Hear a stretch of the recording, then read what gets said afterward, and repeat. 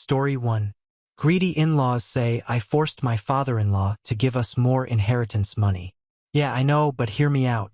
My wife and I have had a great relationship with her parents and sister-in-law, SIL. A few weeks ago, it was my sister's birthday, so we had a barbecue. The two sides of the family don't mix. My sister has never met my SIL, so it's not weird we didn't invite them. My wife mentioned the barbecue to SIL, who said how much they always enjoy leftovers from our BBQs. So my wife offered her a box. She said yes, and we left it at the in-laws for her. Since then, every time we've gone to the in-laws, my SIL's and brother-in-law's, Bael's, cars have been in the lobby outside. We asked my father-in-law, FIL. He says BIL parks each night, walks home, fetches SIL's car and drives back, then walks home again. He does this in reverse each morning. He told my FIL there are parking issues at home. Lockdown is relaxed. So, yesterday we saw everybody all at once in my in-laws' garden again. Both cars were parked in the lobby outside. I asked how come they took two cars. My BIL said parking is really difficult where they live, not true. And he just prefers to park where he knows there will be a space. He had walked there, taken a car home, then driven everyone back.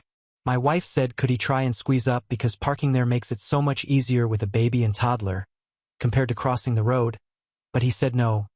You can't get 3 cars on there. You can. My SIL said, not nice when something's used up before you get yours. Is it? We didn't ask what she meant. Last night, my wife texted her sister. Apparently, we have upset them badly, and the car thing is payment. We had no idea, but it starts from when my wife's grandma died a year ago. Her will was very outdated and paid for my wife and SIL to get driving lessons. They both already drive, so her dad just split the money down the middle between them. It was about £10,000, a godsend for us. We had a fairly new car, so we traded up to a proper dad wagon. We had £1,800 left which we gave back. We didn't know, but this was then given to SIL. This started problems because SIL and BIL worked out that we got £18,000 for a car trade-in plus £8,000 from grandma, and they only got £12,000. They think all the money should have gone to one pool then split in half. Instead, they got our leftovers. They have been looking at everything we do as an insult, and the barbecue we sent was the last straw. My SIL referred to it as table scraps and said it was insulting. This morning, we went to the in-laws to talk about it, and I said to my wife, if they ask why you're asking, are you going to explain that SIL is being a big old greedy? Turns out my SIL was in the garden. She shouted, what did you just call me? And now I'm obviously in trouble. She kept yelling, so I took the dog and walked home. My wife sent me a message. Do you want me to tell her you said sorry? And I said, haha no. And she responded, not helping. I am pretty certain I was not the jerk originally, but I'd appreciate an outside perspective. Now my big mouth has upset my wife and in-laws, which does make me in the wrong for sure on that side. More info. First of all, I'm in the UK, and I was definitely trying to use the term lightly. My mother-in-law, Amael, referred to the postman as a cheeky jerk just yesterday for taking a shortcut across her lawn. So it's in pretty common use in the family. Screaming the F word in front of children isn't, though, and I'm probably getting the blame for that. Someone else just said to me, well, you didn't build the bonfire alone, but you definitely threw the match, which I think sums it up pretty well. My wife says she's on my side, but before I opened my mouth big and wide like always, there weren't any sides, just a misunderstanding. Now, let me give a detailed explanation of the grandma's inheritance to baffle. My wife's grandma died without a proper will, and everything went to my FIL. Her grandma was 94 when she died, and it always said since she was 70, that she never wanted to go into an old folks' home. To allow that to happen, my FIL drove up there 2 or 3 times a week for at least the last 10 years. That's a 110-mile round trip each time, and in the last few months before she died, it was every day except when my work travel let me call in so he could have a day off. Anyway, amongst her things, my FIL found a notebook like a half-will and half-diary, and spent months and months trying to work out what his mother would have wanted for everyone, and then took to sharing out his money accordingly. This is how he split that. He gave both families £8,000 initially. This was from grandma's estate. FIL reached out to every family member he could and gave everyone £2,000 each. Our youngest wasn't born yet, but he insisted on including her. This caused one of the problems. My SIL and BIL think we pressured FIL into this. His mother was always worried about anyone feeling left out, and this is 100% what she would have wanted. Although many of us tried to persuade him to keep more for himself, he then spent about 6 months working out his mom's finances. She had little bits of money all over, literally dozens of accounts, and the car money came out of that. An investment account with about £20,000 in it. She had written that she had specifically opened this account for driving lessons/cars for my wife and her sister. So we spent what we got on a car upgrade and returned the rest. We felt this honored her wishes but didn't want to take advantage of FIL when he is retired and we're not, and it was his money. He also sold her bungalow, and we had to stop him from trying to give all that away too. Definitely none of us have the right to feel hard done by. We also got to go on holiday with the family because Grandma had left several thousand in an account specifically for that. It was 3 weeks in Italy, and the best holiday I've ever had. SIL and her family didn't come because BIL had just started his own business and couldn't come away. I've now found out they wanted to go but had to ask FIL for their share in cash because they were really struggling with money. So when we sent them postcards and took them gifts, it was like rubbing salt into the wound, but we honestly didn't realize, and we were really sorry my niece and nephew couldn't come. In summary, our family and SIL's family both got £8,000 initially, split £2,000 each for 2 parents and 2 kids in each family, then £10,000 more each a few months later and the holiday, meaning each family got a total of £18,000. From our share, we returned £1,800 anyway. With this whole drama, it would have probably been better if we had not returned the money. My wife says there is more stuff and she will talk to me about it later. I will wait and see what she says, but I'm starting to think I'm definitely in the wrong here. Update. I have talked to my wife. She has been talking to her sister all afternoon, and she is probably going to stay at her mom's tonight to talk more. From what has been said today, it looks like an honest misunderstanding has got out of hand, and my SIL and BIL have taken a lot of things badly that I really didn't mean. I am very thick-skinned and always think, they probably didn't mean it like that, to anything offensive, and it has caused problems in the past when I forget not everyone thinks this way. My big mouth has got me in trouble a lot in the past. My SIL was uncomfortable raising this, and BIL started parking the cars in that way so that my wife would notice and they could talk it through. Unfortunately, we have not really paid attention, and they thought we were deliberately refusing to mention it. I have listed some things below that my wife has talked about today, and I 100% see where everyone is coming from, but I genuinely didn't know most of this was going on and didn't mean to upset anyone. My FIL included our unborn daughter in the inheritance from his mom. SIL and BIL are convinced I pressured him into this. When she was born, he gave her a check for £1,000. He has done this for all his grandkids. And I said something like, "Wow, the richest baby in all the land." And they both took this badly, like I had won the argument and was gloating. They have it in their heads that I think I am entitled to inheritance because I used to visit their grandma, but it was only because my work took me close and their dad was driving over 100 miles every day to look after her. FIL had settled this, but when I said that, it just confirmed their suspicions. The first time we saw them after Corona started being a thing, my BIL told me he quit his job in February to start his own business. I said, "Oh, bad timing," meaning that with COVID-19 it is an awful time to try and get a business going. Both BIL and SIL took this very badly and believed I was criticizing his business idea. I definitely am not. It is not an area I know anything about, but I didn't notice how upset they were. The thing with the car I have already explained, but this is where the whole leftovers thing comes from. When her dad gave them the extra money, he said it was our leftovers as a joke. I never used this phrase and I did not know he had given this money to them. She told my wife that they had to have 2 cars and could not afford what we got, a Kia Sportage. And when I took it around to show them, I was really rubbing it in her husband's face. This I feel really awful about because I did ring him on my way home and I did want to show off. I have never had a car that new before. I genuinely didn't know they had money problems. In the past few months, I have said a lot of things that, looking back, really do look like I was trying to get at them. When lockdown started, they didn't have a PC, so I got them our laptop and printer so the kids could do their schoolwork. Bil got some games for it, but they wouldn't run, it's not a gaming PC. So he wasted his money there, which caused a big fight.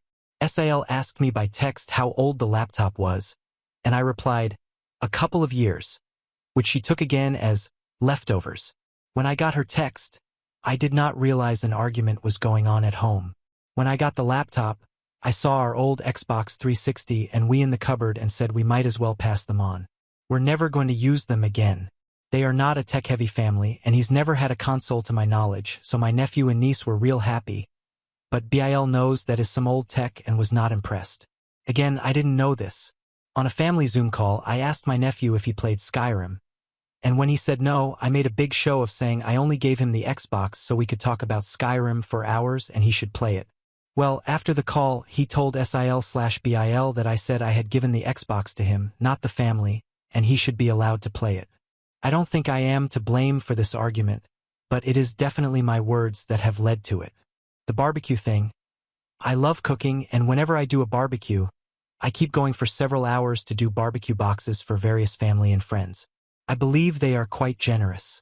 For example, the ones after my sister's birthday each had half a chicken along with some ribs, sausages, and a steak skewer. I always call these boxes leftovers, so no one feels awkward taking it. It is not meant to indicate that it isn't good food or anything.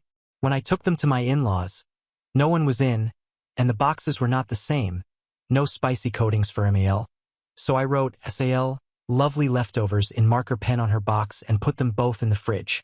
After the thing with the car, the laptop, the Xbox, and everything, it really looked like I was just trying to rub it in that we have more money than them and make her as angry as possible. So yeah, I have not been trying to upset anyone, but with my big mouth, I can see from their point of view I am 100% the jerk. Each individual thing I can kind of explain, but when you take it all together, it's pretty awful. I know people are saying I'm not at fault, and I appreciate that. It is helping me feel better about things. But Sil and Bil have been arguing a lot over the last few months, and every single argument they can trace back to something I've said or done which kicked it off in one way or another. A lot of the time, they thought I knew about an argument they had or like the money thing with my FIL, but I honestly didn't know and didn't realize my comments were upsetting them. I didn't mean to starts to wear thin when you hear the 10th different way you caused a screaming match. I can remember my own granddad saying to me after I dropped something on his head, just because it was an accident doesn't mean it didn't hurt, and I need to respect that. I have caused a lot of pain that hurts just the same regardless of how it was meant at the time. And by the way, my wife didn't even mention the name-calling from this morning when she came home. Now on to the next story. Story 2. I attended my daughter's dinner, but she introduced her stepmom as the woman who raised her to her in-laws and kicked me out, saying I was a pathetic nobody she was ashamed of. I, 48F, need some outside perspective on what happened at my daughter's, 25F, rehearsal dinner, and the events that followed.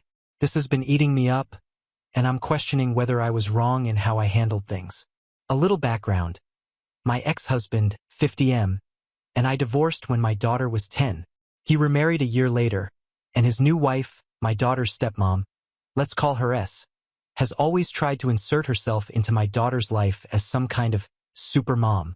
I did my best to co-parent peacefully, but things were always a little tense. Her dad is significantly more well-off than I am, and he made sure to show her that. Because of that, my daughter always favored her father and her stepmother and resented me for not providing for her in the same way. To say we've had a rocky relationship would be an understatement. It's been tough, but I've tried to stay in her life and show her love. Now, fast forward to the wedding rehearsal dinner. I was genuinely excited to be there. I thought we were in a good place, especially since I'd helped her with the wedding planning and some of the expenses. However, as the day of the wedding came closer, my daughter began to pull herself away from me. She would ignore my calls and messages for days, and when she finally got back to me, she'd sound really disinterested. I thought the rehearsal dinner would be a great chance for us to reconnect and possibly work out whatever had been bothering her. I hoped that this event would bring us closer and that the wedding might be a fresh start for us. But boy, was I wrong. During the dinner, my daughter stood up to introduce everyone to her soon-to-be in-laws. When she got to her stepmom, she said, "This is S, the woman who raised me." She didn't look at me even once and instead beamed with pride and happiness as she raised her glass to her stepmother. It felt like a slap in the face, especially because I did raise her, or at least I thought I did. I just sat there stunned while everyone else smiled and raised their glasses to her stepmother as well. It was as if I didn't exist.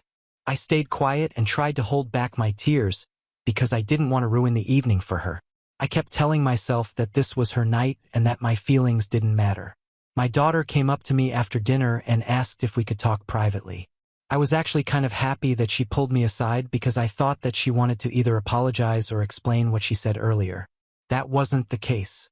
Instead, she really laid into me and told me that she never wanted to invite me to her wedding in the first place. She told me that I was a pathetic nobody who she was ashamed of. She then told me to leave and kicked me out. I can't even begin to explain the level of pain I felt. I never expected my own daughter to speak to me like that. I mean, there was so much disgust in her voice that I actually felt really bad about myself. I had spent years trying to be there for her, even when it felt like she didn't want me around. Once again, I did not want to cause a scene or argue with her in front of her future in-laws, so I quietly went back to my hotel room. I was beyond heartbroken. I didn't sleep that night. Instead, I just replayed the whole evening over and over in my head. I also couldn't help but remember all the other times that my daughter was rude to me. She was never someone to shy away from speaking her mind, regardless of how hurtful her words were.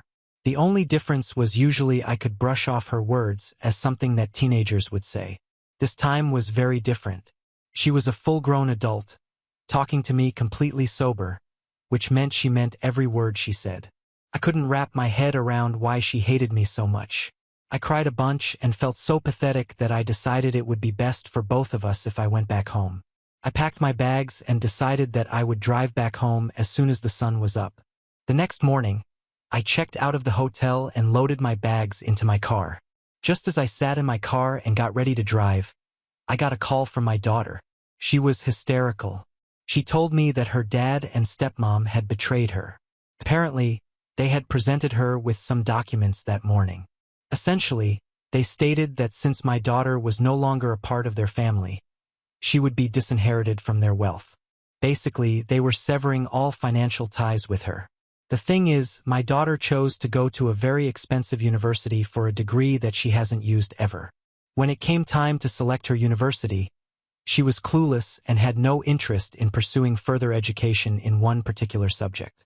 I suggested that she go to community college for a couple of years so she could expand her horizons and then pick a better university based on something she was passionate about. However, her stepmother was adamant that my daughter go to college as soon as she graduated high school and told her that she would pay for any university as long as my daughter got a degree. Even went out of her way to show my daughter brochures of very, very expensive universities so she could convince my daughter to get a degree. Now, I didn't have that kind of money and I explained it to my daughter as best as I could. The original plan was for my husband and I to pay for my daughter's college tuition together, but I would not have been able to do that if my daughter chose to go to the universities that was showing her. My daughter took my financial difficulties to mean that I did not want her to go to university at all. She told me countless times that if I really wanted her to have a good life, I would have made things happen for her the way always did. She thought that I was too consumed by my jealousy for to actually provide for her. Obviously, that was never true. The money was spending was not hers but my ex-husband's, which was money I did not have. I tried my best to explain this to my daughter, but she refused to listen to me and decided to go to one of the expensive universities that had shown her. She chose one that was far away from our home state so she could be away from me. She took out a student loan at the advice of her father and cut all contact with me for 4 years. Her father and stepmother promised her that they would take care of her student loans and apparently only advised her to take that loan because they did not have that amount in liquid. They had slowly but steadily been giving her the funds to pay off her loan, but now that they decided to cut her off financially, they pushed that loan fully onto her. My daughter has never worked a day in her life and she has absolutely no money of her own. Her father had been giving her a monthly allowance, which is how she managed to live. She has absolutely no way to pay off that loan without actually getting a job because her fiancé does not have that kind of money either. She kept crying about how betrayed she felt and even told me that I was the only one who could help her out. She first begged me to talk to her father and stepmother, but I refused to do that. She tried to reason with me and tried to guilt me into talking to her father. She told me that if I didn't talk to him, she and her husband would be left struggling for years just to pay off her loan. She told me that her husband had student loans of his own and that she couldn't make his life worse with her loan. She begged me to talk to her father and change his mind, but I saw no good reason to talk to my ex-husband when he did nothing but make my life miserable. I told my daughter that if she didn't want to make her husband's life miserable, she could get a job and help him out. I tried to tell her that what was happening to her was in no way the end of the world, but that only made her angrier with me. My daughter lashed out at me and demanded I pay off her debt because she thought I was the reason for her father cutting her off. I will admit that by this point I was furious. I asked her if she really thought that she could live on her father's money for the rest of her life. I reminded her of how I had advised her not to choose an expensive university because she would struggle later on, especially when her father told her to take out a student loan instead of paying it off himself.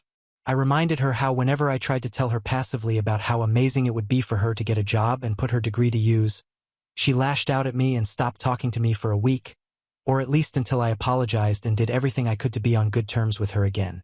Keep in mind, this happened after she finally let me talk to her once she graduated from university. I told her that she was a grown woman and that it was time for her to finally start acting like it. I also reminded her that considering I was a pathetic nobody, I had no way to actually help her out. She called me selfish and petty for bringing up something that happened the night before. I hung up the phone after that and drove home. I skipped the wedding and I turned my phone off because I did not want her to call me again. I know I was pretty harsh with my words, but saying all of that made me feel a whole lot lighter. I mean, those were words that I had been bottling up inside me because she was my daughter, and I never wanted to say a mean word to her. Every time she insulted me or treated me wrong, I never got angry with her. Maybe that was a mistake in hindsight, but I still did my absolute best to show her that she meant the absolute world to me and that I would always be there for her. I did not like the way that she treated me, especially since she had the nerve to call me the morning after she called me a pathetic nobody and didn't even think to apologize. Instead, she somehow found a way to turn her words into my fault. I switched my phone on the next day, and I had hundreds of messages from my daughter and other family members, most of whom knew about the difficulties I had raising my daughter. My daughter thought I was very selfish for not only refusing to help her out, but also for skipping her wedding and ruining her important day. Our relatives are divided. Relatives on my side of the family supported me when I explained the situation to them. However, all our other relatives berated me and told me I was heartless for abandoning my daughter when she needed me the most. I feel so torn. On one hand, I feel so relieved that I put myself first for the first time, and on the other, I feel terrible that I made my daughter upset and that I can't help her out. I swear, I want to help her out. It hurt to hear the pain in her voice when she called me that day, but I barely make $40,000 a year. I really don't have the kind of money to help my daughter pay off her loan. I feel like I should just bite the bullet and talk to my ex-husband. I could maybe ask him to be a little more understanding of our daughter's situation and perhaps be a little more gracious towards her. I don't think that will necessarily work out, but I will do anything if that means my daughter gets to be happy. I just don't know what to do or feel. I need help. I feel trapped and like a failure. I tried reaching out to my daughter earlier today, but she hasn't picked up any of my calls or replied to any of my texts. I'm beginning to feel like a real monster, thanks to the way I behaved and the words I said. Am I the a-hole for putting my foot down with my daughter and skipping her wedding? If there's anyone out there who reads this and leaves me some advice, I want to thank you in advance. Update 1. Hello. First of all, I want to thank everyone who commented on this post. I did not think that my post would get so much attention, but I'm glad it did. I got so many nice and validating comments, and trust me, I have not felt so seen and cared for in a really long time, so I really am super grateful for all the comments. I do want to address a few questions that popped up in the comments before I move on to my update. 1. Am I aware of how spoiled my daughter is? Yes, I unfortunately am aware of how spoiled she is. I get how infuriating it is to read my post, and while I appreciate all the advice to cut off my daughter, I'm afraid it's a lot more complicated than that. She is my daughter. I carried her for 9 months and gave her the life she has. She's my pride and joy. I can't simply cut her out of my life. I can acknowledge the fact that she isn't the best person, but I cannot abandon her. 2. Why did I divorce my ex-husband? A lot of comments were asking if my ex-husband and I got divorced because he cheated on me or if I did something to him. I don't think it's necessary to discuss my personal life here, but I will tell you that we had a nasty divorce. My daughter's father wasn't the best husband to me, and when I'd finally had enough, I filed for divorce. He resented me for that and took it upon himself to make me regret making that decision. He fought for full custody of my daughter for years. He scrutinized everything I did so he could use it in court against me. He got married to a model shortly after our divorce so he could rub it in my face that he was better off without me. While he never explicitly told my daughter anything against me, his actions spoke louder than any words could have. 3. Do I hate my daughter's stepmother? No, I just have a very complicated relationship with her. She's been nice to me whenever I've met her, but only out of pity. Again, I don't have a problem with that at all. I couldn't care less about my ex-husband's new relationship, and I was glad that he was finally happy. What I did have a problem with was how my daughter's stepmother took it upon herself to parent my daughter. For years, she tried to convince me to waive my parental rights for my daughter so she could adopt my daughter and be her legal parent. While she never got upset with me for saying no, she did tell my daughter that I did not want her to be my daughter's mother. That ruined my relationship with my daughter for a good while. Of course, her stepmother corrected what she meant and my daughter understood, but the damage was already done.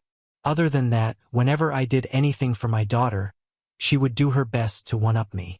Whenever I told my daughter that she wasn't allowed to do something, or even if I tried to discipline my daughter by grounding her, my daughter's stepmother would butt in and tell my daughter that she was allowed to do whatever she wanted. My ex-husband obviously did not care that his wife was undermining my role as our daughter's mother. He found it very amusing and told me that his wife was as much a mother to our daughter as I was. So yeah, my daughter's stepmother was never overtly rude or mean to me, but she did make raising my daughter difficult. I don't have any negative feelings towards her.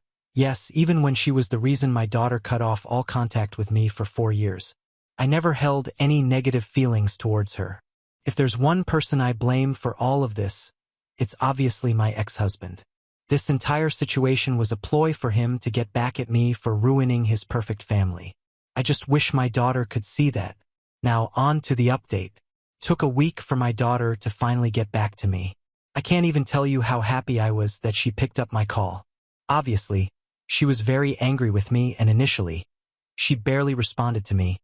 But after I told her that I would talk to her father, she perked up immediately.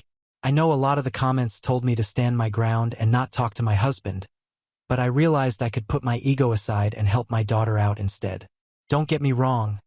I love that I put my foot down with my daughter for the first time, but she still needed the help.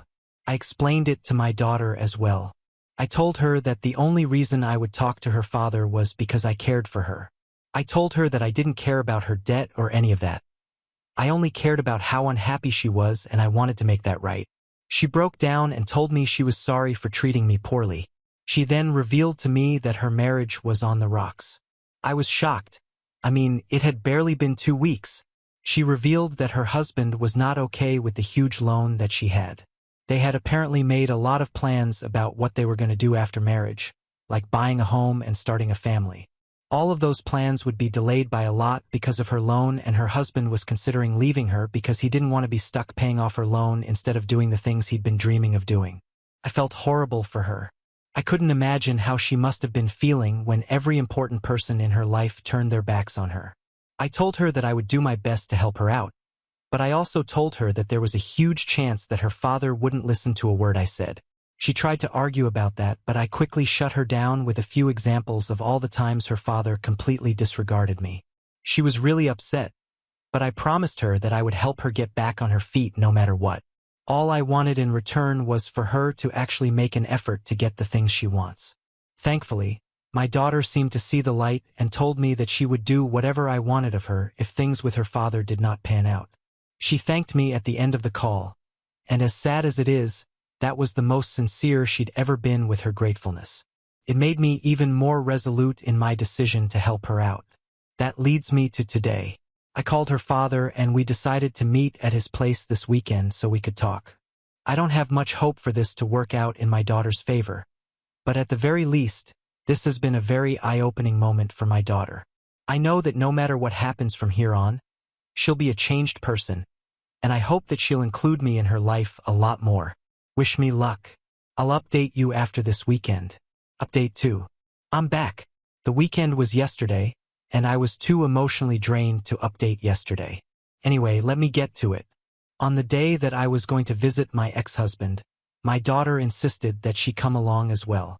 I wasn't so sure about that idea being good, but I decided that it would be good for her to be there so she could hear everything that was said. I picked my daughter up from her place and we went over to her father's house together. When we got there, my ex-husband barely acknowledged us because he knew what we were there to talk about.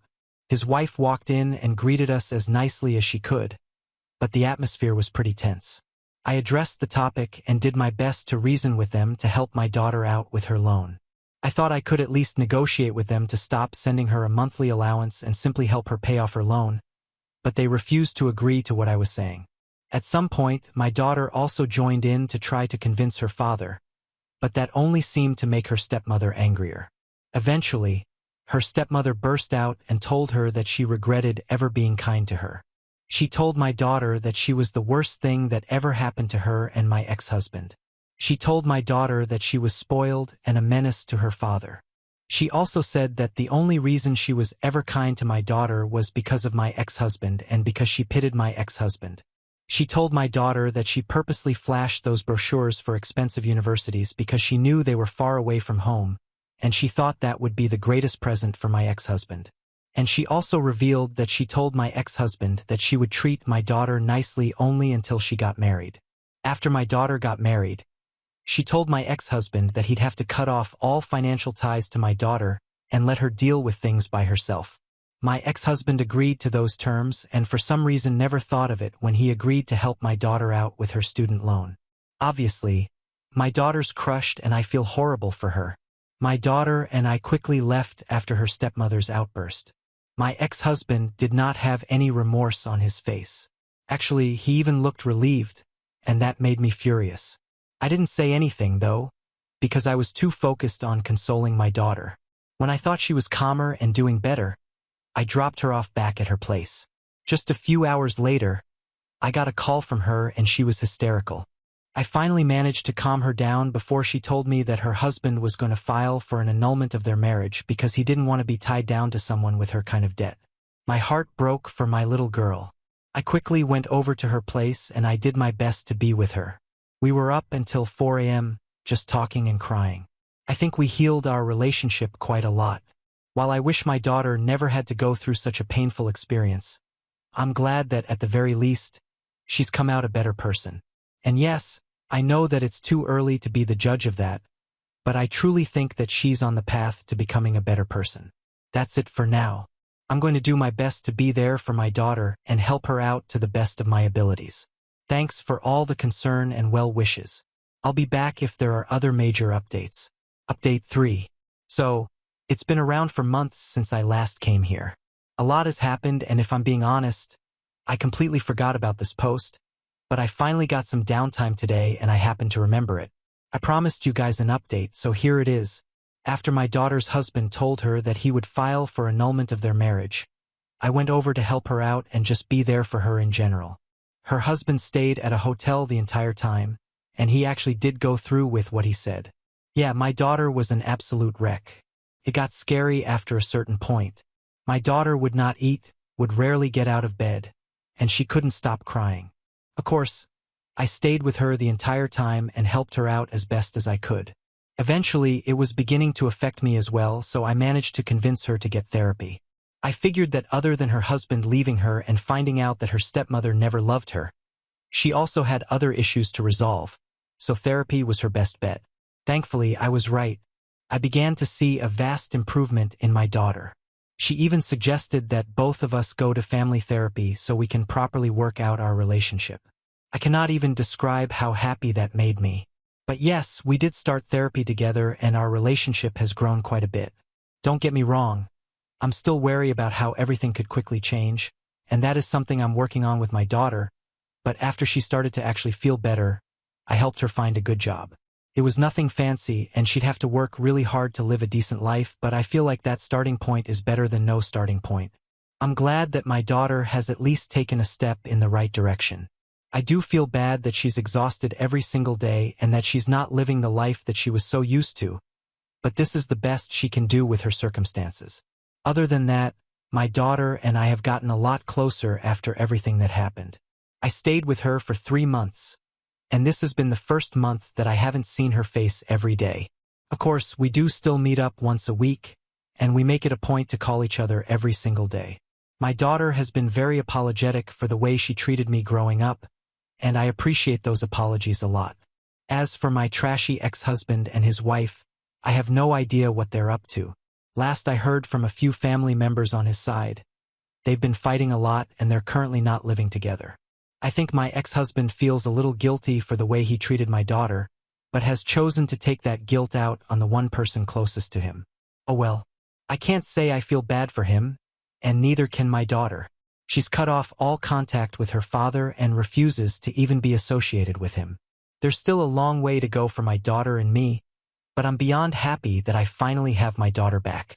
I'm so happy that she's a much better person than she was, and I'm even happier that she's managed to pick herself up and make a better life for herself. That's it for me. Thank you to everyone who took the time to read my story and give me their advice. I truly am grateful for all of you. Now on to the next story. Story 3. My husband had an affair and got someone pregnant. He waited until she died to bring his secret son home and tried to force me to raise him by saying it was God's plan, since I'm infertile. My life has gone from perfect to a horrifying and dramatic limited series in a matter of days. I had never anticipated that something like this would come my way. Maybe some things are a little too perfect to be true, and I should have been more cautious about everything that was happening. In retrospect, I believe that I was too trusting, which is why I'm having to face all of this. I, 32F, got married to my husband, Kendall Ken, 35M, 5 years ago. We had known each other for a long time before that but had started dating only 2 years prior to getting married. That was my best relationship, and I always thought that he was the kind of man that I could end up getting married to. He had shown no red flags since I had known him and in the 2 years that I had been with him. Now, when I come to think of it, I think that the entire trope of he doesn't have a single red flag is a red flag in itself. No one is perfect, and if you can't see any red flag, please run, because then the person isn't being organic at all. He or she is putting up a performance for you to buy and fall for. Don't fall for it like I did. Anyway, I had a great relationship with him, and my previous relationships, though I admit they had not been many, were bad when compared to my relationship with him. So, it was kind of obvious that he would have been my go-to choice. We were in love and we were happy. His parents liked me too. Ken is their only child, and they depend on him a lot. By extension, they doted on me too. Even after marriage, I had never had to face the entire interfering MIL problem, and I was very grateful for that. My in-laws don't live in the same state as us, but either we or they keep traveling up and down a couple of times a year to meet each other. It is important to him, and that's why I do it. We don't meet my parents as much, but that's okay by me because I have siblings who keep my parents company. Anyway, I digress. The point of this entire backstory is to tell you that I had by all means the perfect marriage, and when the marriage wasn't perfect, when we were having issues with each other, the lowest that it could plummet down to was reasonably decent. I've never had problems with him, which is why what happened was something that I had never anticipated. A few months into getting married, Ken and I decided that we wanted to try for a baby. Both of us have never been fans of a huge family. I come from one, which is why I know the drawbacks of having a house that is too full. It's fun and fulfilling, yes, but it is also a big financial decision that we couldn't have afforded to take in this economy. Anyway, I am one of 6 brothers and sisters, and while all of us had a lot of fun growing up and have each other's support as adults, it can get very taxing raising so many kids. Ken, on his part, has always known a small family. That's his comfort zone, and when he first met my siblings, all of them at once, the amount of chatter and catching up genuinely threw him off for quite some time. So, both of us were aligned when it came to decisions regarding the family. We knew we wanted a small family, which is why we thought it would be best if we started trying early. For the first few months, we were excited, and even though nothing happened, we didn't get disheartened. But gradually, that failure began to take its toll on us, or much rather, on me. Ken was still optimistic, and I think he also put up a brave front for me, but my faith was beginning to dwindle. After an entire year of trying, I suggested that we go to a fertility specialist and see what was up. I think it is easy to guess what he would have said. The doctor had made it very clear that it would be very difficult for me to have children naturally. Conception for me was an uphill battle, and the only way for us to ensure a pregnancy and a child this way would be to go for fertility treatments. It was a very hard day for him, and though now I have come to terms with it, I felt horrible about myself as a woman and for Ken because he had a wife like me. It was a very dark period of my life. What angered me the most was that Ken immediately started discussing fertility treatments with the doctor without even consulting me. We had never had an open discussion about it before because neither of us had anticipated that something like this would actually happen. But I had in passing mentioned to him that if I wanted a kid and was unable to have kids biologically and or naturally, I would prefer to look into adoption more than anything else. Ken in that very moment stripped me of all agency when he started discussing fertility treatments and IVF options with the doctor for me. Never once did he ask me if I was okay with it. I wasn't, but none of that mattered to him. No, I don't think that's the right way to put it. It didn't even cross his mind to talk to me first before anything else. I was that much of an afterthought in this entire process. I didn't want to create a scene in the clinic, so I didn't say anything but kept on nodding. But on the way back, I told him that I didn't like the way he behaved. We had a major fight that day, but we sorted things out eventually. Took us months, I am not going to deny, to get back into a healthy place for all of us. My issue was that I was very unsure about IVF. I know it has worked for many people, and I know it is regarded as a miracle for many, just like Ken. But I was deathly afraid of going through that procedure and injecting my body with hormones and medicines, especially given the possibility that we could end up having twins or even triplets. It was just too much for me. A lot of women do it, but I am not cut out for it, and I felt that at the end of the day it was my body, and if I wasn't comfortable going forth with this, that should have held primary importance. But for Ken, it was about the family.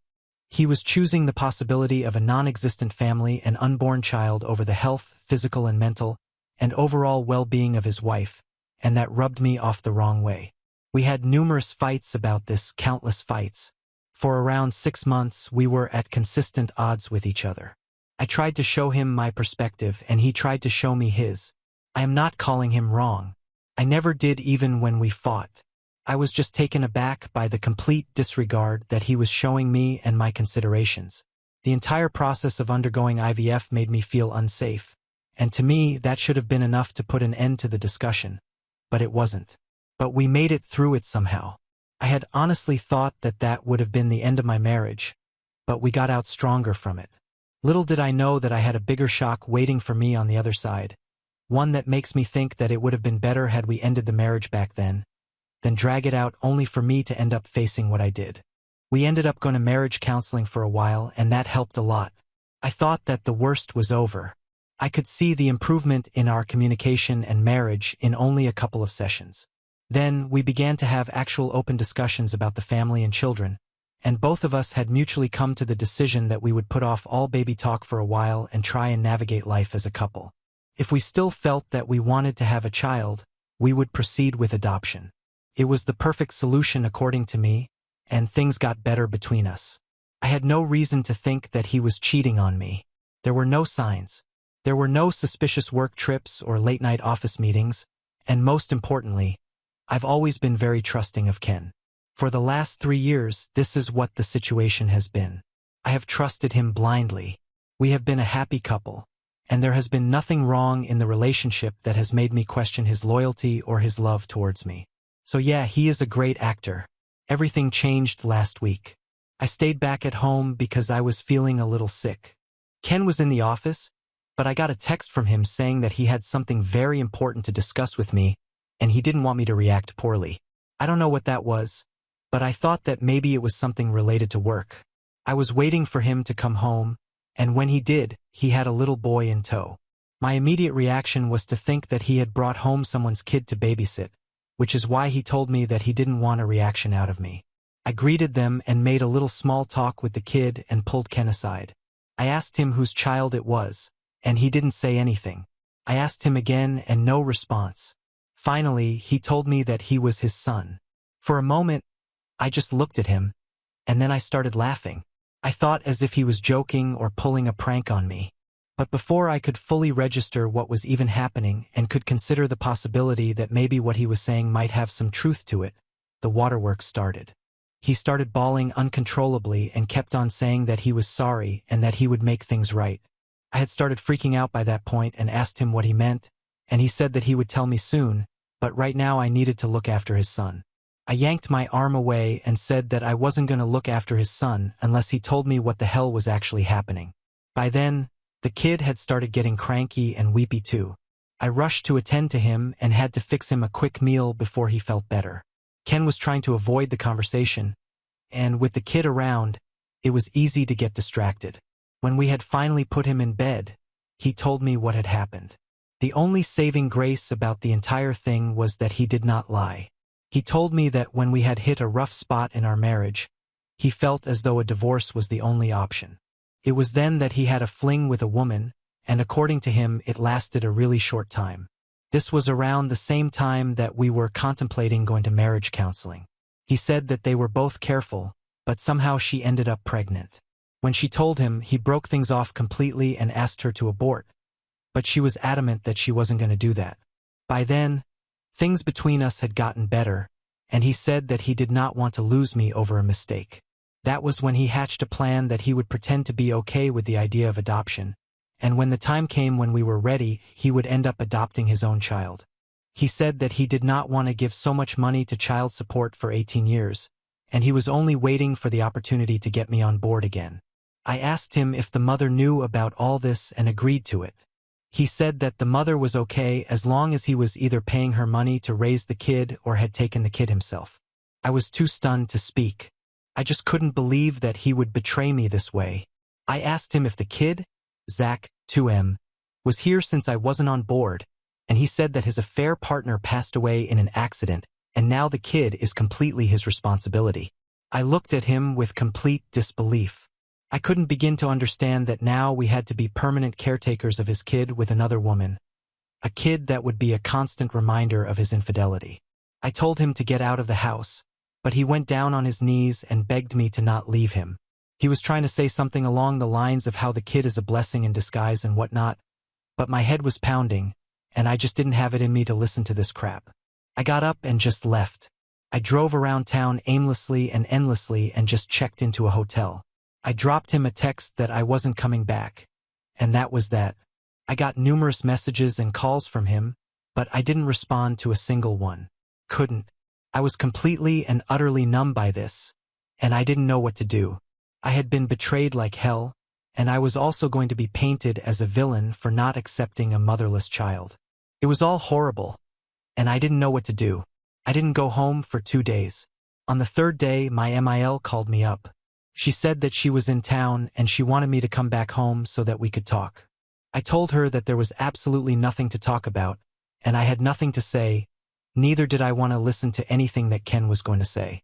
She said that she completely understood my perspective, but she wanted me there so that she could help me out. I was a foolish woman because I believed her. I thought I had some support, and I thought that as a woman maybe she would advocate my case. I was clearly wrong, and I should have known better. I trusted her and I went back home. Zach was not there, but Ken, MIL, and FIL were. My MIL got up and hugged me, and that made me put down my guard a little. She held my hand, asked me how I was feeling, and made me feel all comfortable and secure, and then it started. It was an out-and-out war between us. Ken started by saying that all of this started because I couldn't give him kids. The very choice of his words made me want to smack him so hard that his teeth fell off. I told him that no, all of this started when he decided to screw some other woman rather than tell me what problems he was facing and work it out like any decent man. My FIL said that I would get a chance to talk, but to first let Ken talk. Ken continued and said that the affair was a mistake, but the child was a gift and I was being a beach for not seeing it that way. He said that we had always wanted children of our own, and now we had one. All that was left was for me to stop being a beach and accept him. I couldn't even believe the gall of the man. I told him that this was not our kid. This was his kid. And there is a huge difference between those two things. That's when my MIL butted in and said that I anyway couldn't have a kid of my own, which is why his kid was, in fact, my kid. She said that this was the way God had intended it to be, and now I had to be a good wife and thank the Lord for getting rid of my problems as a woman with such ease. I told her that she was out of her mind if she thought that this was God getting rid of my problems. This was God, or rather her son, creating new problems for me when none in fact existed. I told her and FIL that Zach was an outcome of infidelity and that I could not condone that. I was willing to adopt a kid, but not a kid that my own husband had with another woman.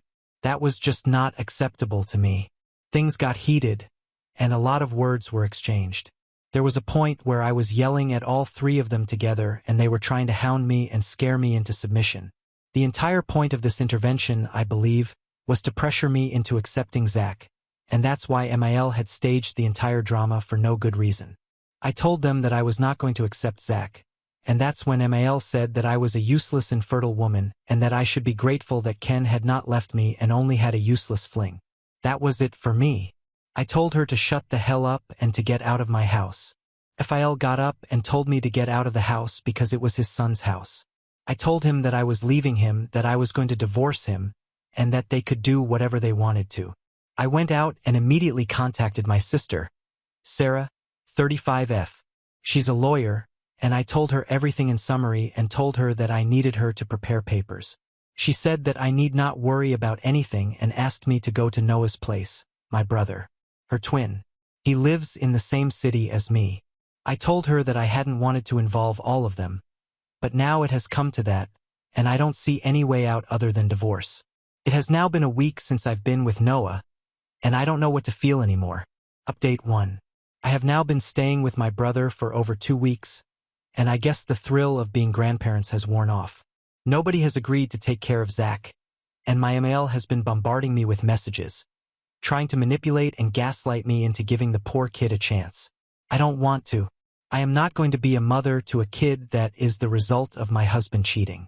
I know it's not Zach's fault, but I also know that I don't have it in me to look past it and agree to whatever is happening. I am not cut out for that. Sarah has asked me not to block any one of them because this could be beneficial during the divorce proceedings, so I am stuck with this for as long as this mess doesn't resolve itself. Noah, however, told me that instead of taking this lying down, I could get back to them and mess with them. He suggests that I tell them that I'm willing to take care of Zach only if I'm allowed to open the relationship just for my end.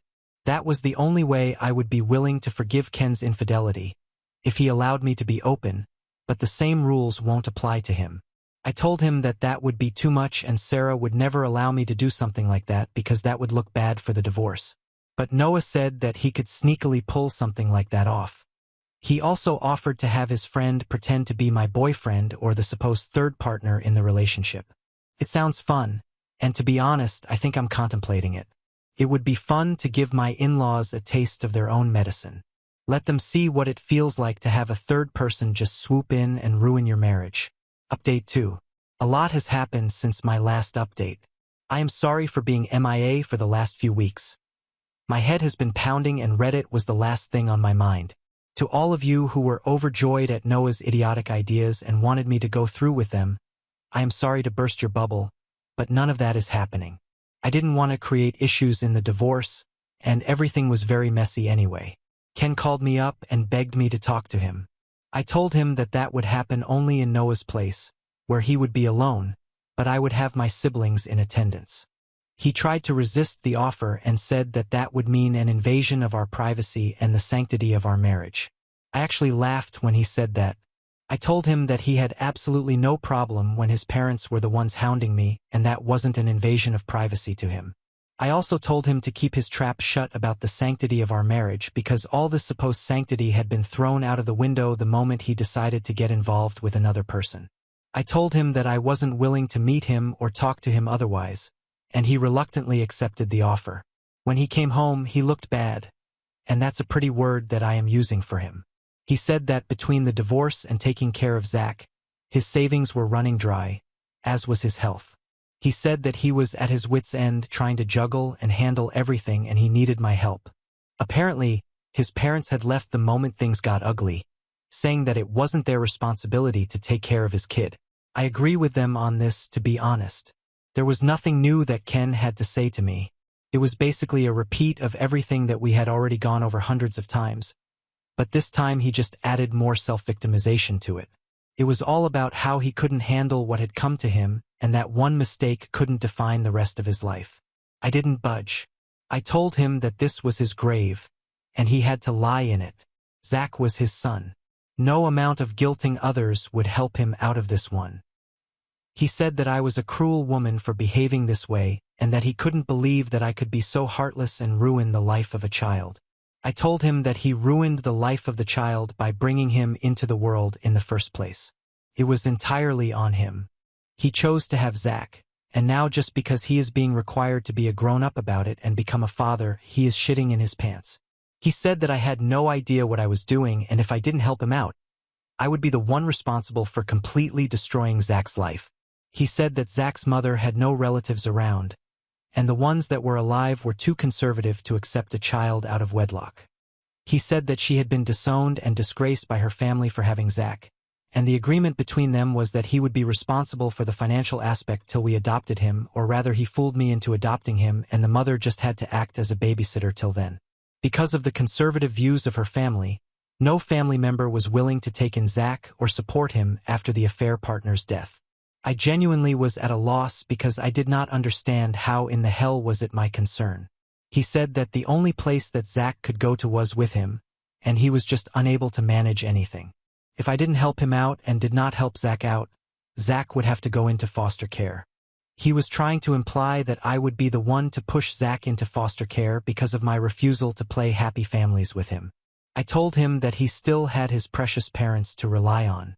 They were very fast at jumping the gun and expecting me to put up with this shit. Why did they abandon the ship the moment it got difficult? He said that they would have helped if they could, but they are old and they have their own stuff to deal with, which is why Zach was not a priority for them. I told him that just as they were allowed to prioritize their stuff over a child that was sprung into their lives out of nowhere, so was I. He begged me to at least reconsider the divorce, and that he didn't have the bandwidth or the money to be fighting that. But I said, tough luck. I told him that I wasn't going to halt my life just because it was inconvenient for him. He was an a-hole for expecting mercy and warmth from me. I told him that if you think that I am an inconsiderate bitch, you are right because I'm one, and I have no shame in admitting it.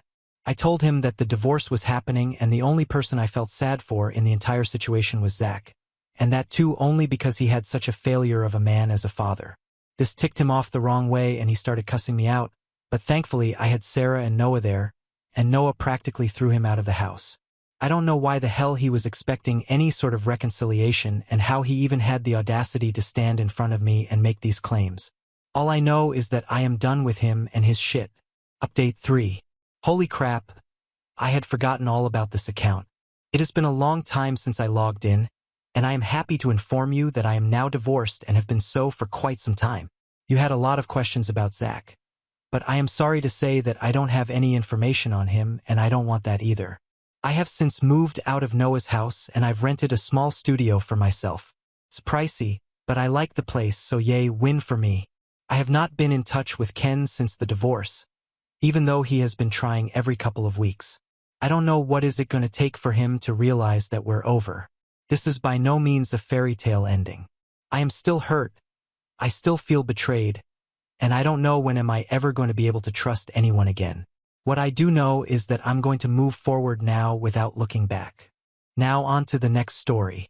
Story 4. My fiancée made all her friends block me on social media and said both her parents were dead months before our wedding. When I visited her town, I found her mother living there. Fine. So, my fiancée, 32F, doesn't want me, 28M, to talk to her best friends at all before marriage. We've been dating for the last 2.5 years, and those 2.5 years have been mostly public in the sense that both me and her like to post pictures or reels of ourselves from vacations or times together, and we were very clear that we were in a relationship on Instagram. However, she doesn't have a lot of real-life followers from her office or personal life on her Instagram.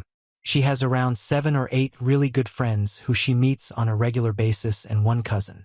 We are both mature adults and decided to get married in the coming year, in 2024, November or December. Since we started dating, I thought it would be better if I introduced her to my family last month. So, I took her consent and we decided to meet with my family at a good restaurant in the city. My family got to know her, they liked her, and they decided to fix the date for our wedding. But my girlfriend said it would be too early for her to get married this year, so we eventually decided to fix the marriage date for February 2025, 6 months from now. Usually, in my city, it's a requirement to book the marriage halls early enough so that you get a proper hall. So, I took her consent and discussed it with my family and booked a hall for the marriage. A few days later, she also went and booked a hall for her side of the party. It is normal to have parties from both the bride and groom's sides in our culture. Basically, so far, I have made her meet my family and one female friend of mine who lives in a different town with her boyfriend, and both of the meetings were proper, well-planned meetings. She also met another friend of mine accidentally in the mall. I, however, have never met her friends in that manner. Only once or twice, I met some friends by accident as I was driving my girlfriend somewhere and 2 or 3 of her friends also hopped in, and we just spoke a few words as we traveled in the car. But her friends were aware that we were dating, of course. Now, a strange incident happened last week, which left me really confused. It was a text from a friend of hers on Instagram. Before this, I had never spoken to this friend of hers, except for only once a year back. My girlfriend wasn't talking to me as we had a fight, so I texted this friend of hers and asked her politely to talk to my girlfriend once, as she is a good friend. She said, "Okay, I will surely talk." I also texted her friend only because I felt my girlfriend back then was going through a lot of things and probably she would need a friend to discuss properly, as she had a huge financial loan, etc., and even had a fight with me and her family for some reasons. Shortly afterward, I got a call from my girlfriend regarding me direct messaging her friend on Instagram, and she asked me very angrily to never talk to her again. I was surprised, but I complied as our relationship wasn't so stable back then, and I gave her space to settle. After a while that day, I got a message from her friend saying, "Hey, sorry, I can't help you in this," and she blocked me on Instagram. I was okay and didn't react back. So this was last year's incident. Now this same friend texted me suddenly last week, as she was not able to reach my girlfriend over call, and she was tense about what was going on. I politely replied back saying, "Hey, she's all right, probably busy with office work. I will inform my girlfriend that you are trying to reach her." I called my girlfriend and said her friend called, to which she was like, "Oh Lord, why does she have to text you? Please block her on Instagram." I found it very weird to block that friend and immature at the same time, so I told her I won't. So, my girlfriend told me that if I want, then her friend will. A few moments later, I saw I was again blocked on Instagram by her friend. Actually, this time around, it made me a little angry, and I ended up texting her on her other Instagram handle and told her, "Hey, how are you doing? I didn't like what you just did, and this is not a very respectable way to talk to someone." I also wrote, "If your husband has some self-respect, he should also not text my girlfriend when you guys are having issues." Then she replied saying, "Hey, my husband, me, and her were in her life much before you came to her life." After which, I politely explained that I didn't mean to break their friendship and only wanted to make their bond better and just felt disrespected for being blocked twice when I wanted to just talk to them once or get to know/meet them. She didn't reply to this and informed my girlfriend, and my girlfriend again came out angrily and was very angry with me as I referred to her friend's husband. I felt that was the only logical way to express myself. I was serious about her and made her meet my family and friends. She had no family members. Her parents also passed away and her cousins live in other countries or far away now. But her friends would be the ones who would be present at our wedding from her side, so I expected her to take me a little more seriously and maybe not ask her friends to block me, at least on Instagram. She often visits this female friend's house, and sometimes they have sleepovers and sometimes even parties with this friend and her husband in their house, for birthday parties or some other reason. I never got to properly go out or meet any of her friends in an official go-out/meet kind of sense. I expressed to her a couple of times that your friend brings her husband and baby along in group meetings sometimes, so maybe I can also go along and meet them once. But she is strictly against this, and this blocking incident recently is seriously bothering me. My girlfriend says, my ex-boyfriends had bothered my friends earlier as well, and I don't want these things to happen again. But this probably would have made sense to tell maybe like a year back. But now we are going to get married in 6 months. Even now, she's hesitant and says she will introduce me to them only after marriage. Also, when she gets married, these friends will probably have to help her make her side of the arrangements/duties as she has no one else. So, I needed to talk to them as well for our upcoming wedding preparations. I haven't spoken to my girlfriend since last 2 days because of this, and she also is saying she is unsure of the marriage now after I expressed this desire to meet her friends, and she says that I will be controlling in nature in the future. I feel she will text me or call me back soon.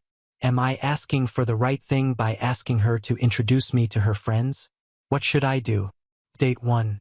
So, a few days back, I, 28M, posted about how my girlfriend 32F asked one of her best friends to block me on Instagram. It's not been long since the blocking incident, but today, I just got surprised to learn that my girlfriend's mother, who she always has been referring to as dead, is not really dead.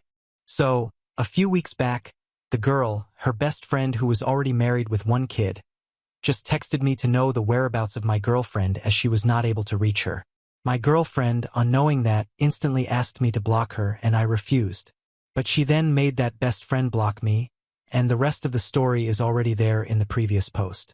Since then, I was not able to trust her. My girlfriend has always been telling me that there is no one in her family. She said she was a single child, and both her parents have passed away. She used to go to her countryside home every 3 to 4 months to visit her aunt, who she said was the only person living there. But it always seemed a little off, and every time she used to go there, she used to stay for at least 2 to 3 days. There were other things which seemed off, too. Like, whenever she used to get a phone call, her contact name used to show his dad home, and a lady used to speak from the other end who she always used to refer to as her aunt. My girlfriend has already met my parents, and we were supposed to get married in the coming February. My parents were hesitant about our marriage because they also didn't like the secrecy and the fact that my girlfriend asked her best friend to block me. I just thought it to be generational differences and was trying to make my parents understand that maybe it's not that big a thing. But still, my parents didn't like this relationship. One day last week, they just went near my girlfriend's office and asked a colleague of hers if she knew about her parents. But that colleague didn't know a lot about her family. I know this was not the right thing to do by my parents, but probably they could look at the suspicious things from an outsider's perspective and they just wanted to keep me safe. I tried to make them understand later that it's wrong to take these things in the professional space. They agreed not to ask there again, but also urged me to do proper research before taking a step towards marriage. So, I also tried to ponder upon my parents' point of view and the whole situation from an outsider's perspective, and it was all making me grow impatient. My girlfriend just wouldn't let me talk to any of her friends or relatives or follow them on social media, and the reason she used to give for not introducing me to her family was that her family would never approve of her marriage, as intercaste/intercommunity marriages are still not quite accepted in some parts of India. But she always used to say how open-minded her parents were and that her whole upbringing was very modern, etc., and used to cuss my family for being suspicious and backward, etc. And she also used to say, if her parents were alive today, they would definitely come for the marriage. My parents liked my girlfriend initially when they met her the first time and were very happy about the marriage. My father even offered to sponsor the marriage expenses for her side as she wasn't doing great financially. But they got suspicious when she even made her best friend block me. So all these combined made me very suspicious, and I decided to visit her countryside village house today just to check. I went there acting as I was looking for someone else, and when I knocked the door, her mother came out. I know it was her mother because my girlfriend showed photos of her mother to me earlier. It was truly like encountering a ghost. She looked like a fit and fine woman with a smile on her face and just looking like my girlfriend. My girlfriend and I are not talking properly since the day my parents went to her office. She called my parents crazy and whatnot for doing such a thing, and was angry and said people of my community are clever/cunning and crazy, and do suspicious spying on people. but never accepted that she said such a big lie to our family. And while I admitted to her that it was wrong to ask at her office, it's not right for her as well to talk like that about my family when she was acting all suspicious, asking friends and family to block me and faking her mother's death. I haven't spoken to my girlfriend about this. And what should I make out of this really? This was a very huge lie, and I don't see a valid reason for this either. Her father, as I confirmed from locals nearby, had actually passed away, and her mother was living there with her aunt, who was living in a different house just on the adjacent block. I just want to know if there could be any valid reason or judgment that can be applied to this scenario because I can't think of any. Her mother looked fit and fine to me, roughly around to 60 years of age. Update 2. So, it's been a month, roughly, since I posted my question about the weird behavior of my fiancée and her lying about her mother being dead. Today, I thought of posting a small update regarding the entire situation because a lot of you have been asking me for this. After discovering that her mother was still alive, I was shocked for a few days, but gradually I started to feel better. Although I was still eager to understand if I had done anything wrong, especially because I had seen both the good and bad sides of her. Now that some time has passed and I can think more clearly, though I do miss her at times, I reflect on what I know about her. She is someone who is naturally very compassionate and has shown great kindness towards animals, adopting or helping several street animals during the 3 years we were together. I've seen her experience happiness, sadness, and vulnerability. I've seen her good sides, but she has also been very harsh in her feelings towards my community, language, my parents, and even me. She clearly did things that were wrong, like discouraging interaction with her friends and lying about her mother being dead, among other things. Also, she lied to me another time in the past, which I consider the second biggest lie after the story about her mother's death. This happened one night when she arrived in my city a day earlier than planned from her village home. I found out because I had been calling her repeatedly. She said she wanted to surprise me, but we didn't end up meeting that day because she asked me not to come over, claiming she was tired and feeling unwell. Later that night, I called her multiple times, but she didn't pick up. The next morning, I went to her flat and discovered she wasn't there. A few hours later, she called me from a friend's phone and explained that she had gone to her friend's house because her friend's boyfriend had come to stay and the watchman wouldn't allow another guy in the flat. So they pretended to be family relatives to cover it up. I forgave her for lying that time and chose to trust her again. In hindsight, it was another significant lie, the second biggest lie during our entire relationship, the fake mother's death still being the first. About 7 or 8 days ago, I noticed her repeatedly posting WhatsApp updates about how she was treated badly by me, how she was subjected to loneliness, and how I broke up with her. During that time, I attended a party with some guys and girls, and I saw her posting stories that directly defamed me, even though we had already broken up and I had every right to socialize with whomever I wanted. That day, I messaged her after seeing her status updates, partly because I was angry about what she had posted and partly because I wanted to know the real reason behind her lie about her mother's death.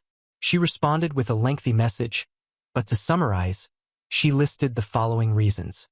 1. She said she lied about her mother being dead because her mother never got her due respect in the past relationship. Her ex probably never let her stay at her mother's village house for more than 2 days. 2. Her ex-boyfriend was roaming around in the city with other girls and probably even cheated on her while her mother was in the hospital. 3. She thought her mother would get proper respect if she lied about her mother being dead, like her expired father, who was treated respectfully after his death, according to her. None of the reasons she gave seemed serious enough for me to believe. I pointed out that about 90% of her reasons were related to her ex-boyfriend and asked her why she had to lie about her mother, especially since I had always been supportive regarding her family issues. I told her that her explanations didn't make any sense to me at all. She later told me I was wrong to say she has narcissistic personality disorder. I told it to her once earlier because she never feels sorry and does gaslighting to hide her own errors, etc., and I read online that this could be symptoms of NPD and asked her to get expert help on this. She said she had consulted a psychologist who diagnosed her with complex post-traumatic stress disorder, CPTSD, which can cause narcissistic traits at times. Even so, I don't see how that justifies creating such a complex story about her mother to deceive both me and my parents, even going as far as to give a specific date for her mother's death anniversary. She was also upset with my parents because they found the whole situation suspicious and started asking questions. Although I feel bad and believe she may be dealing with some behavioral disorders, I also suspect there is a deeper, more complex secret, whether it's hers or her family's, that has led to all these stories. In my last conversation with her, I made it clear that regardless of what she says, we are not in a position to restore the marriage. I don't want to hurt her by doubting her, nor do I want to hurt myself. Trust is something that cannot be rebuilt after everything that's happened. So, I asked her to just tell me the truth. However, nothing substantial came from her that I could consider. Now on to the next story. Story 5. My younger son had an affair with his brother's girlfriend, tried to marry her, and got cut off by the whole family. Now he's alone and blaming us for ruining his life. I had always believed that I had a loving family. My family consists of me, M55, my wife Sophia, F50, and our 2 sons, Jared, M28, and Nathan, M25. My wife and I have spent our entire lives trying to make a good home for the kids, and we've instilled what we thought were good values and virtues in them. I can't help but wonder if maybe our parenting is somehow at fault for what happened because it is so heartbreaking and cruel that it has torn the entire family apart. Jared and Nathan always had a loving relationship. I'm not saying it was always rosy, but it was like any other sibling relationship. They had their share of secrets, competition, and memories. They were rock solid, at least that's what Sophia and I thought. Nathan did show streaks of jealousy towards Jared, but I chalked it up to normal sibling behavior. My wife agreed with me, and it was never serious enough for us to consider in the first place. Simple things like when Jared got selected for a school football team, Nathan was happy but glum for a few days because he felt inadequate. Sophia and I sat him down and told him that he couldn't be expected to have the skills of his brother because his brother would always be older than him. He understood what we were saying, and it wasn't as though he was vicious or malicious about any of this. It wasn't always my younger one being jealous of the older one. There were quite a few times when it happened the other way around. For instance, Jared never had very good social skills when it came to girls. He was a shy and nervous boy in that regard, whereas Nathan was more outspoken. He always had more luck with girls compared to Jared, and Jared used to feel upset and left out. Then my wife and I would go and counsel him. What I'm trying to say is that we were by no means a perfect family, but we were what I would consider a normal family. We were happy together, we had our share of fights and bad days, but we patched up, and most importantly, we supported each other through thick and thin. When Jared left for college, he had a drastic personality change. He became more extroverted, partied, went to clubs, and was finally breaking out of a shell. Sophia and I were surprised at the change, but we were very happy for him. It was in college that he met his now ex-girlfriend, Haley. She was 2 years younger than him, and he was apparently smitten by her when he first saw her. I don't know about the private details of his relationship, but I do know that he introduced her to the family at around the 2-year mark, when he was 22 and Haley was 20. She was a warm and kind girl, and both Sophia and I liked her. She and Jared looked good together, and we could sense that he was very happy with her. Later that day, Jared came to me and confessed that she was the love of his life and he was sure that she was the one he was going to marry. I told him that I was happy for him, and I also told him that I liked Haley. However, my advice to him as a father was not to take things too fast and to wait a little before proposing. I told him that both of them were young and as they would grow, their beliefs and outlooks might change, so it was important for him to be completely sure that both of them were compatible in the long term and not just in love. We met Haley a couple more times over the next year and a half. Now, during this time, Nathan was not at home. Both my sons had gone to college in other states by then. Nathan couldn't make it at that point, and therefore he did not meet Haley. A year and a half later, Jared and Haley started having problems. He wouldn't share it with us, but he just stopped bringing her over and looked tense all the time. Whenever we asked him what the matter was, he would just say that they were going through a rough spot. He didn't say anything else, and my wife and I knew not to push him into sharing things he was not comfortable with. A few months later, we found out that Jared and Haley had broken up. He was inconsolable for a while, and Sophia and I made regular trips to see him and help him deal with his heartbreak. She was his first ever girlfriend, and it hurt like hell for him to get over the relationship. We kept asking him what the reason was for the breakup, but he never told us anything. Their relationship lasted a little over 4 years, and it took him another year or more to get over her completely. He is now dating a woman named Miriam, F26, and he seems happy and at ease with her. So Sophia and I are happy and relieved. Nathan, on the other hand, had a series of relationships and flings.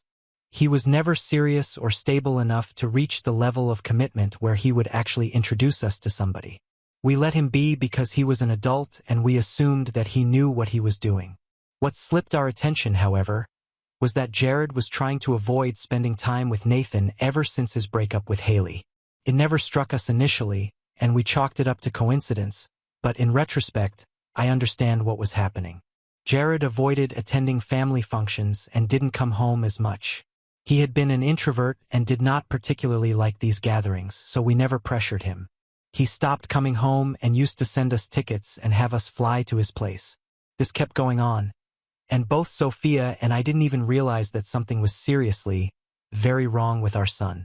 There had been a few times when I had told him that he needed to come, but he always made some excuse and shifted it onto his busy schedule. However, Nathan's behavior remained unchanged. He came home regularly, and nothing he said or did made us think that things were tense between him and Jared. Things came to light only a few days ago when Nathan broke some news to us. He had told us that he wanted to introduce us to someone and he was hoping that Sophia and I would be accepting of it. Both of us were quite excited because this was the first time he was introducing us to his girlfriend. We were looking forward to meeting her, but when I saw who she was, it felt as though somebody had ripped out my vocal cords. I was at a complete loss for words. He came home with none other than Haley and dropped the bomb on us that Haley and he were getting married, and it was her that he wanted to introduce to us.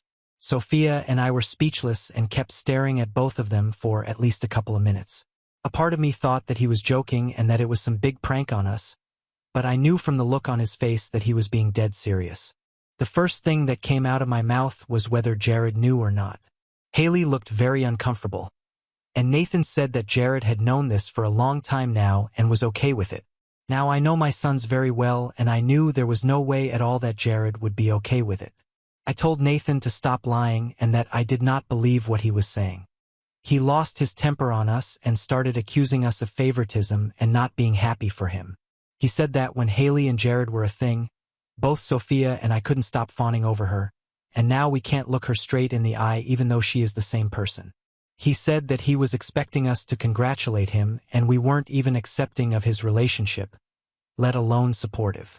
He told us that we had double standards for accepting Jared's relationship but having such an extreme reaction to his relationship.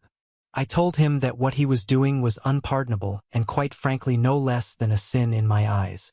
I wanted Sophia to back me up, but when I looked back she wasn't there. 5 minutes later she came downstairs with all of Nathan's important documents, and she threw them in his face, telling him to never show his face to her again. He said that he had come to invite us to his wedding, but we didn't deserve an invite.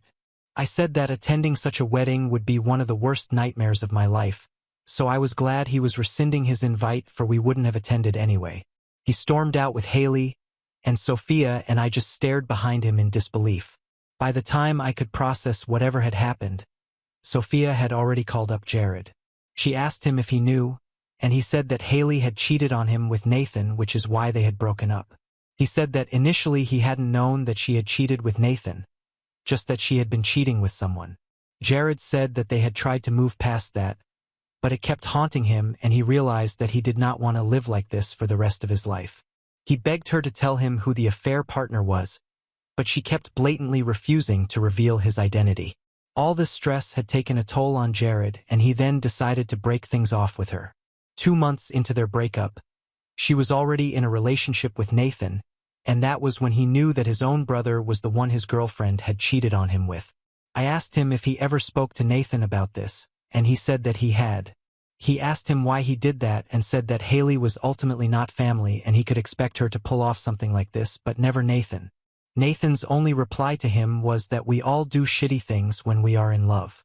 That was the last time the two brothers had spoken to each other. I asked Jared why he never confided in us, and he said that he did not want us to think poorly of him, and this was his personal issue with them, and he felt that getting us involved would not have been the correct thing to do. Listening to him having to be the bigger person even though he was the one who had been wronged completely broke me from the inside. I had tears in my eyes and apologized for not being a good father to him and for not questioning the distance between him and Nathan all these years. It has been 3 days since Nathan and Haley visited us, and both Sophia and I are in shock. We had decided that we would not be attending the wedding. I told her that I personally did not want anything to do with Nathan and Haley, and they were dead to me for all I care. Jared, on the other hand, told us not to ruin our relationship with Nathan over this, but for both Sophia and me, this is the right thing to do. I got a call from my parents yesterday. They live down south, and while we don't meet that much, we are close. When my kids were born, they set up funds for both of them, and this was supposed to be for their college.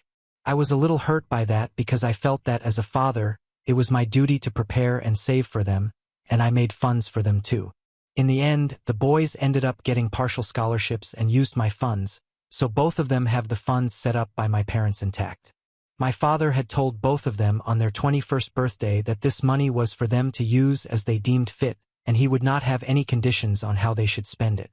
Well, apparently Nathan was planning to use this money to finance his wedding with Haley. My dad called me up to give me a stern talking to regarding our attendance at the wedding. Nathan had complained to him about our lack of support, and Dad was furious. He was practically all but yelling during the call, and he said that he had raised me better than to abandon my own child, especially on the most important day of his life.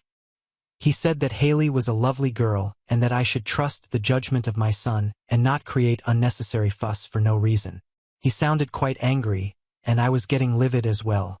I could not believe he would side with Nathan and Haley after what happened, but as he kept rambling, I realized that he did not even know the entire Jared-Haley-Nathan drama, and of course, how could he? Jared had not told anyone in the family, and Nathan was not the kind to be candid and upfront about the entire situation. I put the phone on mute and asked Sophia if we should tell him what the reality was or just let it be. Sophia said that he needed to know or else everyone would be maligning us and Jared for not standing by family when he was the one who was completely in the wrong. When Dad was done with his tirade, I told him that I needed to tell him something and he had to be willing to listen to me with an open mind. I then told him about how Jared and Haley met, how we had met Haley as Jared's girlfriend and Nathan was not there then, about the troubles that they were facing in the relationship, and finally about the breakup. We also told him what Jared had told us once we asked him what was happening with the entire Nathan and Haley engagement. We told him every bit of detail that we knew. At first he didn't believe us and accused us of playing favorites and cooking up a story to save ourselves. He asked us to prove this entire theory to us. Sophia took out her phone and said that she was sure that she had a photograph from one of our meetings. She found it and sent it to Dad. He didn't say anything, just sighed deeply into the phone and told us he would get back to us. Early this morning, Sophia got a call from Dad. She relayed their entire conversation to me, and things are not looking good for him. After I spoke to Dad yesterday, he gave Nathan and Haley a call and asked them if what we were saying was true. Nathan tried to defend himself and lie, but Dad called out his bluff. He then said that Nathan would not be receiving a single penny from the fund that had been set up for him. Nathan started crying on the phone, begging his grandfather to reconsider, but he was firm.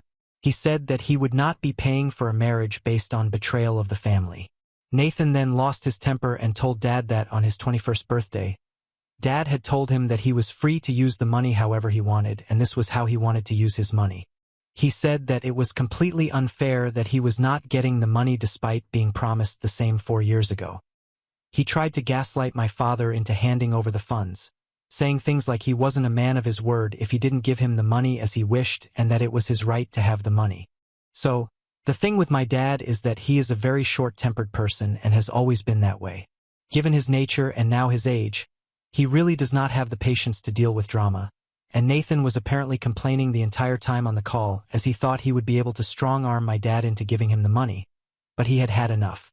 Dad told him that he had initially thought that he would not give the money for the wedding but would have given it to him in the future to use, but now, because he was acting so entitled and unapologetic, he had decided that he wouldn't be giving him the money at all. And to add fuel to the fire, he said that this money will now go to Jared. It was probably then that Nathan realized that he had dug his own grave. He started apologizing and saying that he had said these things in anger, but it was too late.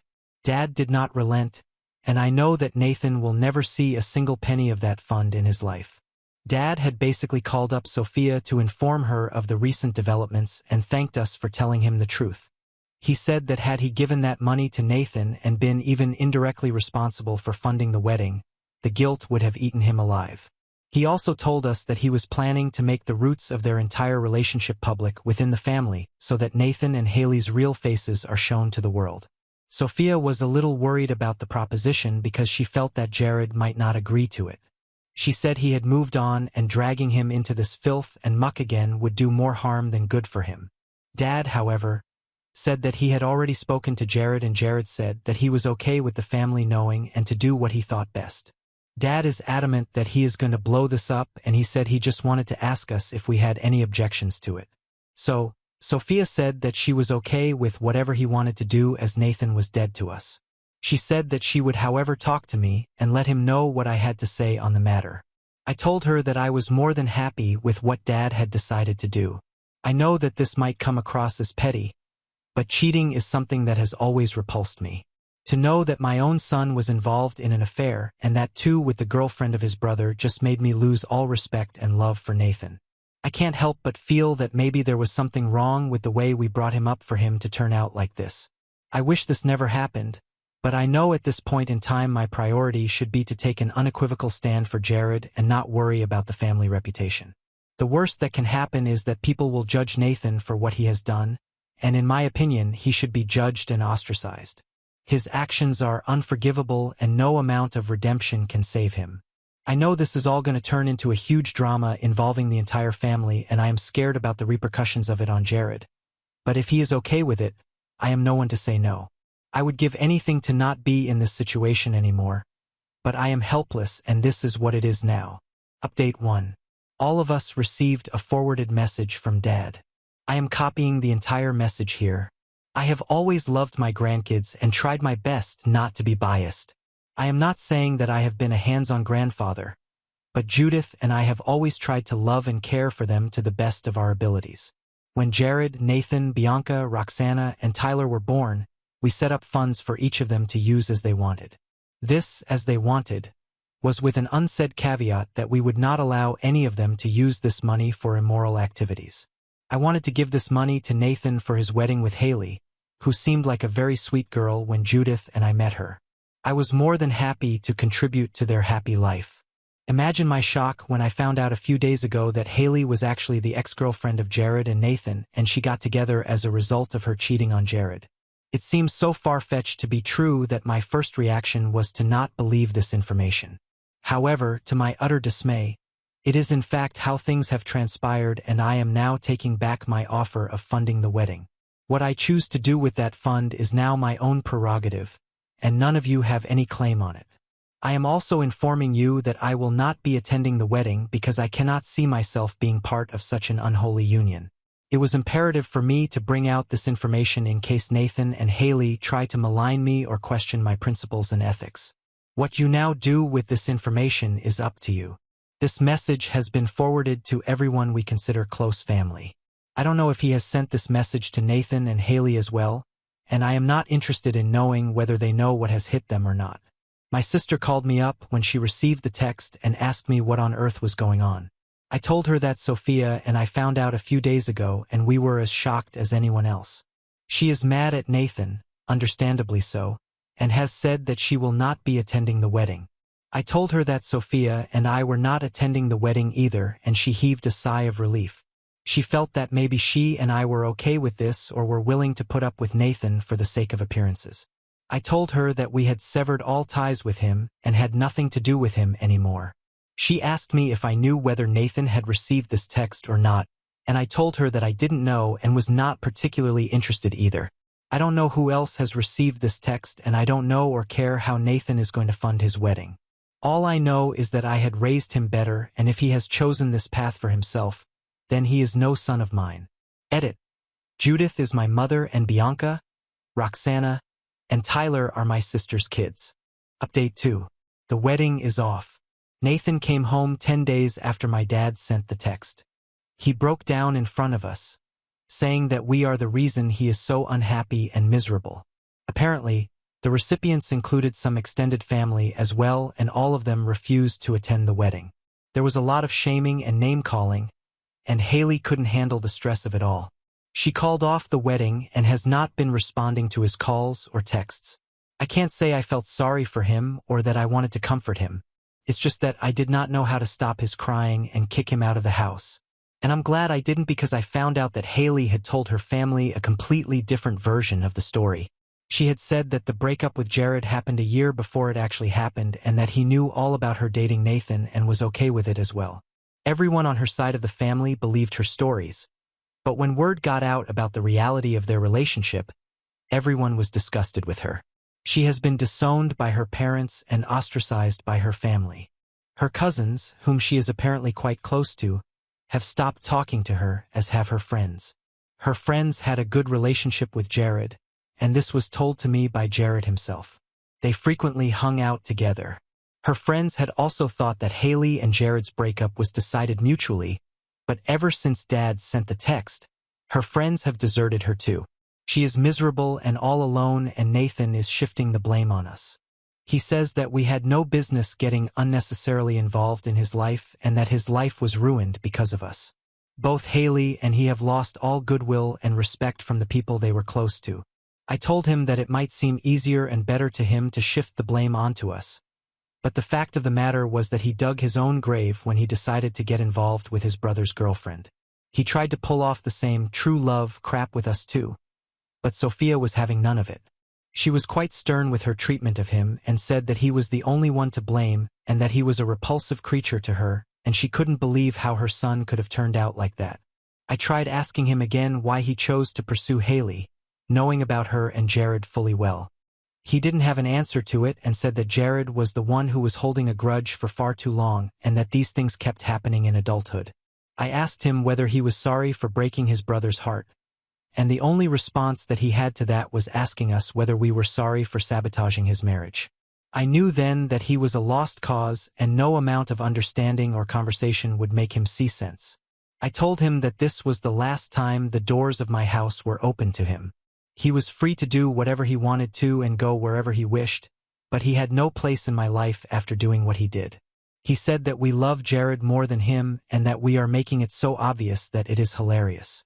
I told him that we had always treated both of them the same, but if he thinks this is us playing favorites, I told him we are siding with what is right, not with Jared, and just because he cannot see or realize that what he has done is wrong, doesn't make it right. He was obviously not interested in anything that I had to say. He gave us a long, hard glare and stormed off. This happened last night and he has blocked both Sophia and me everywhere. I can't say it doesn't hurt to lose my family and see it shattering in front of my eyes, but I feel helpless because I know that there is nothing that I can do to make it whole again. Update 3. It has been a month since the wedding was called off. Haley and Nathan have broken up, and Haley had the audacity to try and get back with Jared. She called him up, apologizing for what she had done, and asked him if he had another chance with her, and with that, a shot at forgiveness. Jared blocked her number after that and told us that she might even try to pay us a visit. Fortunately, none of that has happened.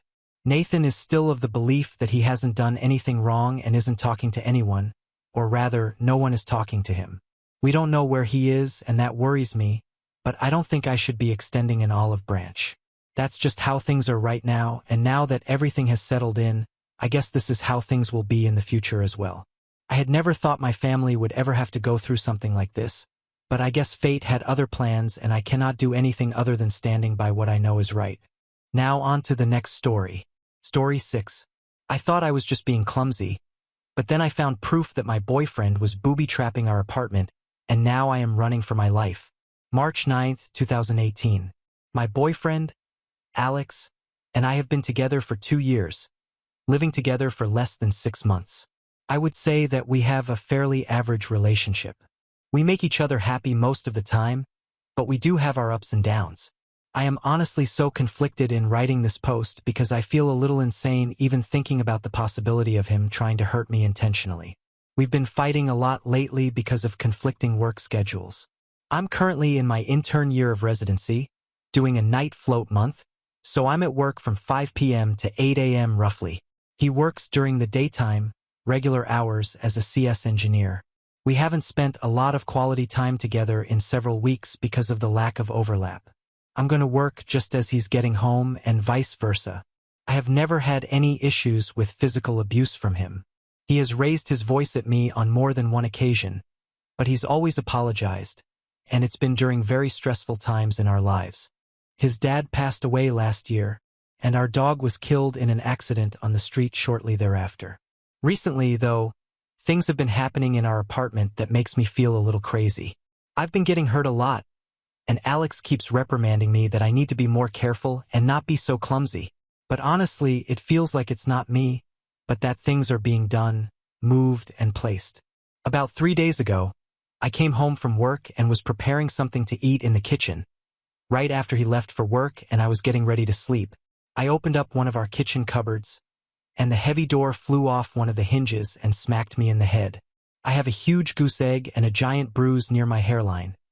Enough that several coworkers have asked me about what happened. I honestly think I had a very mild concussion from it, based on my symptoms this week. But here's the thing. As I tried to put the door back together, I couldn't find the hinge or 3 screws anywhere afterward. They should have been on the floor or the counter, and they weren't. This morning, when I got home from work and I was getting ready to go to bed, I opened up Alex's underwear drawer to get a pair of socks to wear to bed. There were the screws, the hinge, and a screwdriver. Last week, I got up in the middle of my sleep schedule to use the bathroom, and I slammed my shin into the edge of our bed. There is always enough room for me to shimmy by, but later on, when I looked at the bed and my leg, there were carpet marks, like the bed had been shifted about 12 inches towards the wall, making my space smaller. I honestly feel insane even thinking about bringing this up with him, but I don't know what to do. TLDR. I feel like my apartment is booby-trapped and maybe my boyfriend did it on purpose to hurt me, but I feel insane bringing it up. Top comments. Comment 1. Judging from my 10 years with a narcissistic psycho, you're not crazy. Start writing these incidents down, take pictures, etc., and keep it all logged somewhere he doesn't have access to, your phone in case it escalates. Having proof will mean a huge difference if you end up having to go to the cops. Comment 2. Also, taking picture records just for yourself will help you maintain your sanity. Upload them to a secure, hidden cloud account your pro-programmer BF doesn't know about. Frankly, he sounds like a psycho from what you've written here. I could never forgive someone for hurting me like that. Sure, he didn't punch you, but is it really that different? He wanted a giant, heavy piece of wood to fall on your face. Comment 3. There is no good reason for those hinges and screws to be in his underwear drawer, nor for moving the bed. Something is decidedly wrong here. It's time to pay attention. 2 incidents are bad enough. You don't want to suffer another while he's not around. Take advantage, search, examine those things you use often for signs like these. Find anything which confirms your suspicions. Bail on this relationship. Update March 18, 2018, 9 days later. Hello all. I just want to start off by saying thank you to everyone who messaged me with advice and input about my last post found here. Like the title states, I suspected my boyfriend was booby-trapping our apartment for some unknown reason and gaslighting me, and I was right. 2 days after I posted, our shower head came loose and sprung off at me, smacked me in the back of the head, and due to the water pressure, I needed 8 stitches to close the wound. I texted my BF about what had happened and that I needed to go into work for stitches. I'm a resident. And he was way too nonchalant. He asked if I had bumped it or anything to cause it to come off. I'd had enough at that point. I wasn't going to ask him about the things that were happening. I was just going to move out, water and all, before I ended up dead. I made a plan that on Thursday, I would have a friend come over as soon as Alex left the apartment to help me pack my things and leave. I was worried about any potential cameras he may have hidden, so I flipped the breaker and turned off the power in our apartment. About 3 hours into packing up, Alex came home. In the 6 months that we've lived together, he has never once come home for lunch, so there must have been a camera planted somewhere with an external power source. He doesn't even pretend to walk through the door. He bursts it open and gets furious and asks what the hell we are doing. Not sad, not confused, straight up angry. That was the only sign I needed. All I said was, I know about the cabinet and the bed and the dresser. You're watching me and my jewelry and it's done. We're done. He responded with the standard. You're insane, you're crazy. This is insane, etc., etc. This is the point where I am thinking, am I going to end up on a Dateline NBC episode? I yelled to my friend in the next room that she needed to call the police to come supervise while we finished packing. Alex decided to take this moment to call the police and claim that I was insane and stealing things from our apartment. 2 uniformed officers rolled up within what seemed like only a minute and came upstairs. I explained that I was moving out and there was abuse. I wasn't interested in pressing charges, but they needed to supervise and file a report for documentation. I ended up finishing packing and then spending nearly an hour down at the police station hashing everything out with the officer who arrived first. I took personal leave from work for the second half of last week, and tomorrow is my first day back. I'm staying with a friend right now until I move in with another resident near our hospital in about 2 weeks. Overall, I'm really relieved to be out of the situation, but I'm generally still pretty afraid of Alex and anything he might try to do in the future. Out of an abundance of caution, I took both my iPhone, iPad, and laptop to the Apple Store and had them do hard resets and wipes just in case he had planted anything. I'm not sure how I should be feeling right now, but I'm just going to say that for anyone out there questioning whether your situation is abusive or not, go with your gut and trust your friends and family. TLDR, my boyfriend booby-trapped our apartment and gaslight me. I moved out and I'm safe now. Now on to the next story. Story 7. Neglected by my family. I left when my brother was arrested. They begged for help. I demanded an apology, then refused. Do you ever feel like you're just there? Like you exist in a space, but no one sees you? That is how it has always been in my family. I wasn't the perfect child. I was not the troublemaker, just the one in the middle. The one who performed what was required, but never quite enough. It started with little, small things. My parents forgot to save me a plate for dinner. My brother took my items without asking, knowing that no one would care if I protested. They never explicitly stated that I wasn't wanted, at least not at first, but it was always there in the way people spoke around me. My existence seemed like an afterthought. I attempted to brush it off. Families were not perfect, correct? Perhaps I was simply being sensitive. Maybe if I worked more and performed better, they'd finally see me as someone worth keeping. So I worked hard. I made certain that my grades were solid. I helped around the house. I remained out of trouble. However, it never seemed to matter. My brother, he could do whatever he wanted. Talk back, skip chores, fail a class. It made no difference. My parents would make excuses for him. He's only a kid. He's going through a difficult moment. You should be more supportive of him. Every time I brought out the disparity and how we were treated, I became the problem. It was difficult. The resentment eventually bubbled over. But it's not from me, from them. It was Saturday night. I had just come home from work. Nothing extraordinary, simply a part-time job at a neighborhood grocery store. My parents never gave me much money, so I worked on weekends to save some. My brother, on the other hand, did not need to lift a finger. He received everything he wanted. I entered the house tired. The first thing I saw was him sitting on the couch, controller in hand, deeply immersed in his game. A half-eaten dish of food rested on the table and my backpack is on the floor, open. My notebooks and papers were spilled on the carpeting. What the hell, dude? I sighed and bent down to gather up my belongings. Oh yeah, he mumbled, staring at the television. We needed paper. I took some. As I flipped through my notebook, my stomach sank. My notes, which I had spent hours on, were gone. Torn out. I clenched my jaw. Are you serious? He finally looked at me and said, Relax. It's simply some pointless notes. It's not like you do anything important. That landed harder than it should have, perhaps because deep down I knew that was how he saw me, how everyone saw me. Where are they? I inquired, my voice tight. He scoffed. Dunno, probably in the trash. I'm not sure what happened at that moment, but something inside me snapped.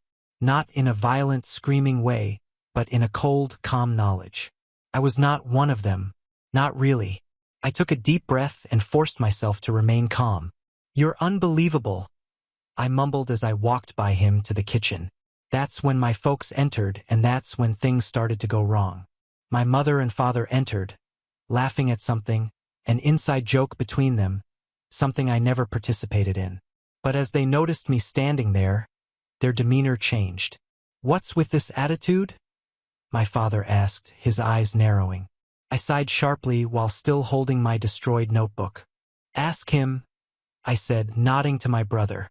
He ripped out my notes. I just threw them away like they were nothing. My mother scarcely glanced at him. "It's just paper," she remarked with a dismissive palm. I stared between them, expecting something, even anything as simple as "that wasn't cool," or "don't do that again," but nothing. Instead, my brother smirked. "Yeah, it's just paper," he repeated, as if he knew he had already won. I felt my fingers tightening around the notebook.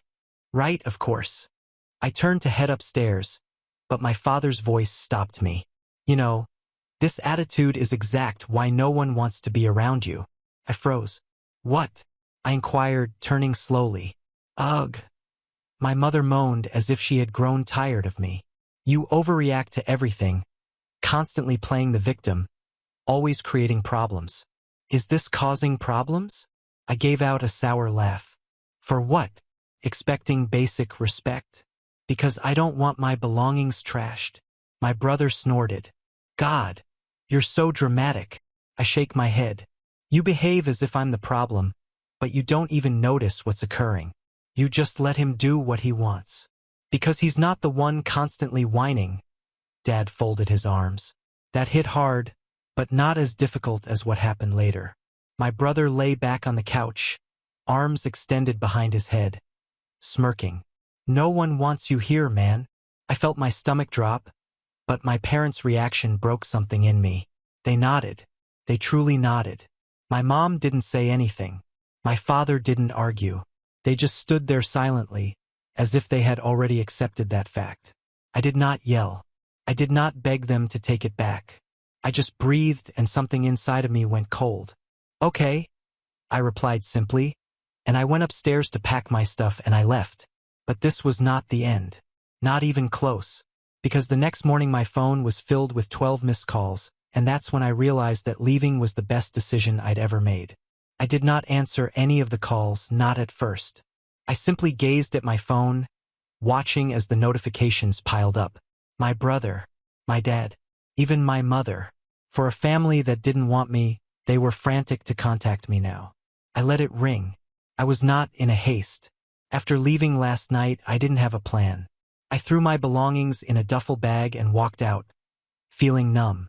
I crashed at a friend's place, someone who genuinely cared about me. He didn't ask any questions. I didn't push. He simply tossed me a blanket and added, "You can stay as long as you need." It was more kindness than my own family had shown me in many years.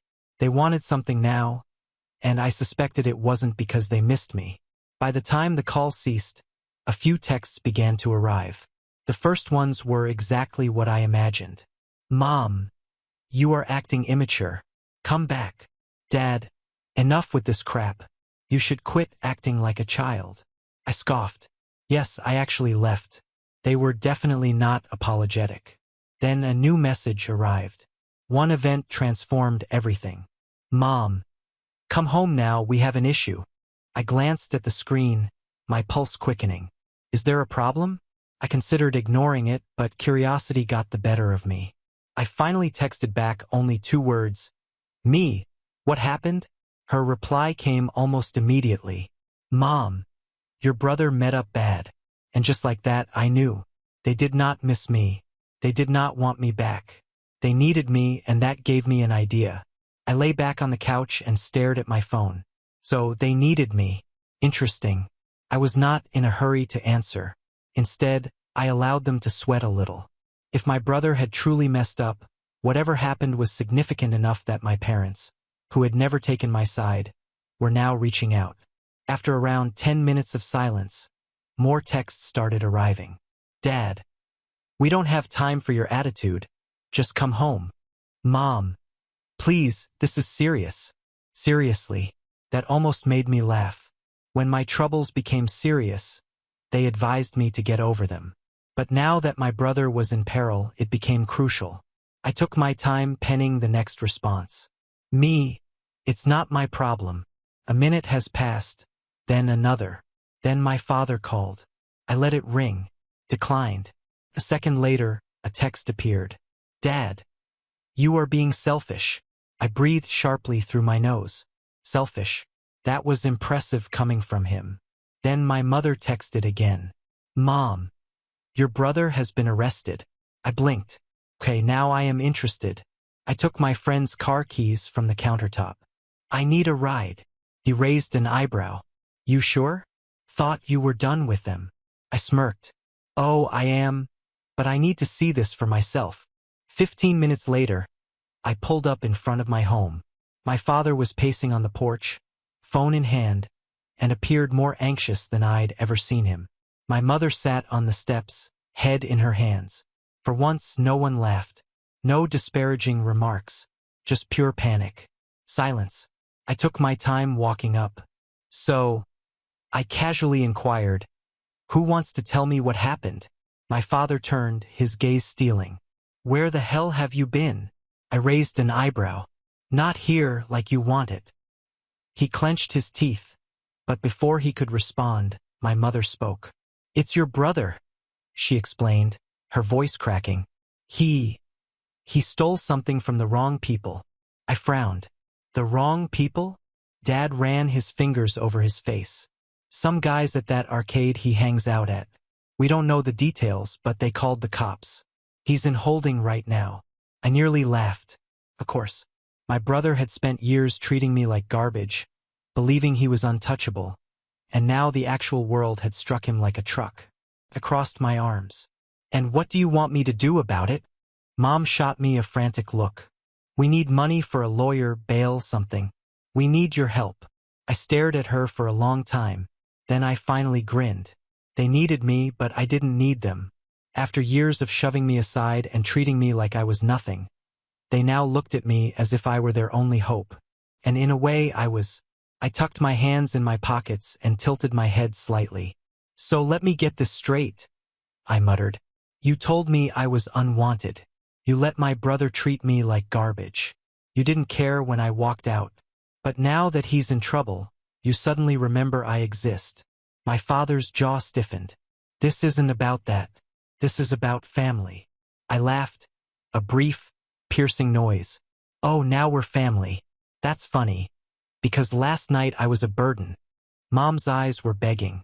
Please, we can talk about all of that later. Right now, we need to get him out before this gets worse. I let out a slow breath, pretending to think about it. And how much money are we talking about? Dad exhaled.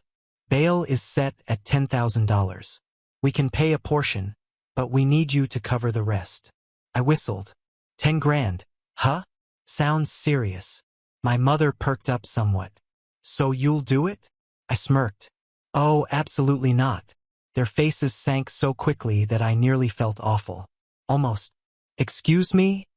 My father snapped. I shrugged. Not my problem. Mom's voice crackled. But he's your brother. I shake my head. No. He's your son. I corrected with a firm voice. And you made it very clear that I was never part of this family. Dad stepped forward, wrath in his eyes. You think you're proving a point? You think this is funny? I met his stare without flinching. No. I smirked. I think it's fair. Mom grabbed my arm, her words urgent. We'll pay you back. We. I took a step backward. You think I trust you? The people who threw me away without a second thought. Her lips opened and closed, but she said nothing. I shake my head. Here's what's going to happen. You're going to figure this out without me, just like you always wanted. And I'm going to walk away, just like you told me to. I turned on my heels and returned to my friend's car. My father cried after me. Don't you dare walk away from us. I looked over my shoulder. You already did it first. Then I got in my car and drove away, leaving them in the mess they had created. I drove away, my fists gripped around the steering wheel. I should have felt triumphant. I should have felt like I finally had the last laugh. But instead, I felt hollow. Not because I regretted my decision, they deserved it, but because after all, even when they begged for my assistance, I knew they still didn't consider me family. They simply saw me as a solution, a wallet, a safety net. And now that net was gone. That night, I sat in my room, reading through my phone and eating a beautiful, fatty burger from my favorite takeout restaurant. It was serene, quiet. I hadn't experienced a night like this in years living under that roof. I considered turning my phone on mute, but I couldn't resist checking my alerts. Surprise, surprise, my family had not given up. Mom sent 3 SMS in a row. Mom, let's work something out, please. Let's speak. Mom, your brother is still in jail. We're having trouble getting the money together. Mom, please. I understand we were tough previously, but we're family. I almost choked on my soda. Are we now a family? Did they finally care? That was lavish. I was wondering whether to answer when another text arrived, this time from my father. Dad, see? We can repay you. You simply need to trust us. That one had me laughing out loud. Trust them? The same people who for years treated me as if I were an unwanted guest in my own home? Are these the same people who advised me to leave without hesitation? Yeah, right. Just as I was about to put my phone down, another message arrived. Brother, come on, man. Are you really going to let me rot here? Oh, this was really amazing. After everything he's put me through, all the times he's shoved me around, mocked me, and labeled me useless. What now? Now he sought my assistance. I decided to have some fun. Me, you said no one wanted me around. I'm simply respecting your requests. Delivered. Read. No response. I smiled at myself, extended my arms behind my head, and ate another piece of my burger. Life was good. The following morning, I awoke to a rush of messages. Groggy, I massaged my eyes, unlocked my phone, and began scrolling through them. Apparently, things were getting tough for the family at home. Dad, we had to sell both the TV and my golf clubs. Your mother is furious at me. Dad, I hope you're happy. Dad, please, we don't know what to do now. And then the best one yet. Brother, I swear to God, when I leave you better hope I don't find you. That was hilarious. Was the same guy who needed my help now threatening me? I chose to respond. Me. That is some strong language for someone who requires my assistance. Try again. An hour passed before my mother swallowed her pride and sent another message. Mom, please, we are definitely struggling. I let her sit in her desperation for a few minutes before responding. Me, I'll bail him out on one condition. She did not hesitate. Mom, anything. I smirked. I want a public apology in the family group chat. A long one. I want you all to admit every horrible thing you've said to me, and I want you to thank me for helping. I knew that would hurt my father's pride, but if they needed my help so desperately, they'd have to beg for it.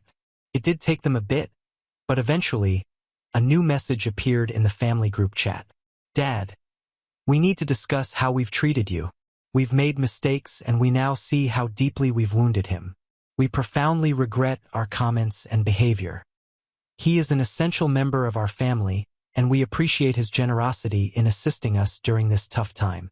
It was stiff, it was forced, and it was quite humiliating for them. Perfect. I gave them a simple thumbs-up emoji and proceeded about my day. Did I really bail my brother out? Haha, absolutely not. But at least I received the apologies I had always deserved. Next week, my brother called me. Man, I can't believe you did this to me, he said over the phone, his voice heavy with rage. I thought you were better than this. I couldn't help laughing. It was not a malicious chuckle. It's more like the giggle you get when the universe gives you precisely what you deserve. Better than what? I inquired, my voice light and even humorous. I'm just giving you what you wanted. You told me I wasn't wanted, remember? So now you get to stay exactly where you belong. I could hear him smashing something into the jail bars in the distance. You can't do this. You're really just leaving me here. I paused for a moment before responding. You know, I thought I might bail you out. I really did.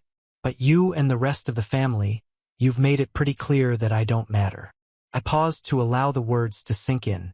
So now I get to laugh. I get to enjoy my life, knowing that I'm out here, living it on my terms, while you're stuck. Enjoy your stay. He did not say anything for a while. I could almost see him furious on the other end, but I didn't care. After years of being regarded as an afterthought, like an unseen shadow in the backdrop, this was my moment. When I hung up the phone, a sense of relief washed over me. I wasn't angry anymore. In fact, I couldn't feel the resentment I used to harbor for them. Everything had melted away just like that. My brother remained in jail. They did everything to get him out, but the charges were so serious that they couldn't help him. They begged and pleaded, but the reality was, they needed me far more than I needed them. As for me, I walked away, head held high. I knew I'd finally returned my power. I didn't have to move a finger to make their lives miserable. They had already done it for me. All I had to do was relax, enjoy my quiet, and know that they would never see me the same way again. And whenever I looked at my phone, with its continual reminders of how desperate they were, I smiled. Because in the end, it wasn't only about the money. It was about the sweet, fulfilling taste of vengeance. For the first time in years, I was finally living for myself. Honestly, this story is quite satisfying. The protagonist was mistreated by his family, but the way he turned the tables and refused to help his brother was great. It's like the best revenge, and he didn't even need to do anything drastic, just let them face the consequences. What are your thoughts? Was that the correct decision, or did he go too far? Would you have helped, or is this retribution well-deserved? Let me know your thoughts. Now on to the next story. Story 8. My stepdad abandoned me in the hospital to go on vacation. I called my dad. CPS got involved when my mom tried to make me lie. Kevin, my stepfather, disgusts me. He is one of the most annoying, controlling, and disrespectful guys I've ever met. Since he married my mother, my life has been turned upside down. My parents divorced 3 years ago. Mom and Dad didn't get along and fought frequently. When they announced their divorce, I wasn't surprised. They had never been a wonderful match from the beginning. They tried to make marriage work, but there was constant conflict, particularly over home obligations. Although my mother was legally a stay-at-home parent, she did not love any of the traditional household chores that come with that role. Cooking, cleaning, and even assisting me with my homework were never her top priorities, and she made no secret of her hatred for those activities. Instead, she spent the most of her time glued to her phone, attempting to grow an online following. She fancied herself a beauty influencer, often recording or publishing something despite her modest following. When she wasn't on her phone, she spent a lot of her time and a good chunk of my father's money on shopping trips, brunches, and beauty treatments. These were her regular activities. She never really fit the stereotype of a typical mother. While most parents check their children's schoolwork and ensure that they are keeping up in school, my mother's primary focus was always herself. She was preoccupied with her looks and wanted me to always be skinny and put together, as if I were a reflection of her image rather than an individual with my own needs. Following the divorce, both of my parents were granted shared custody, and my time was divided between them. It took me some time to adjust to living in 2 different families, and just as I was becoming settled, my mother met Kevin. She was smitten from their first date. They began dating officially within days, and after only a few weeks, my mother forced me to meet with him. Suddenly, this complete stranger was everywhere, and I was expected to warmly welcome him into our lives. Now, if Kevin were a great person, I wouldn't have had any problems embracing him. But he isn't. Kevin had excessive expectations from the beginning. He expected I would gladly embrace him as my new father, despite the fact that he was a complete downgrade from my biological father. He continually meddles in my life and appears to take every opportunity to mock me. Regardless of what I do, he finds a way to criticize or control me. For example, he has 2 sons, and he becomes visibly irritated anytime he believes I'm acting too girly, as he likes to put it. He has explicitly stated that I should not wear dresses or tight skirts, as if how I dress is any of his business. He also insists that I never let my hair down and that I always wear my long hair in a bun. it does not stop there. When I have friends around, he always interrupts us, claiming he's just checking in. But it's not just a brief hello or a casual query. He barges in and hovers around as if he doesn't trust me and my friends to be alone.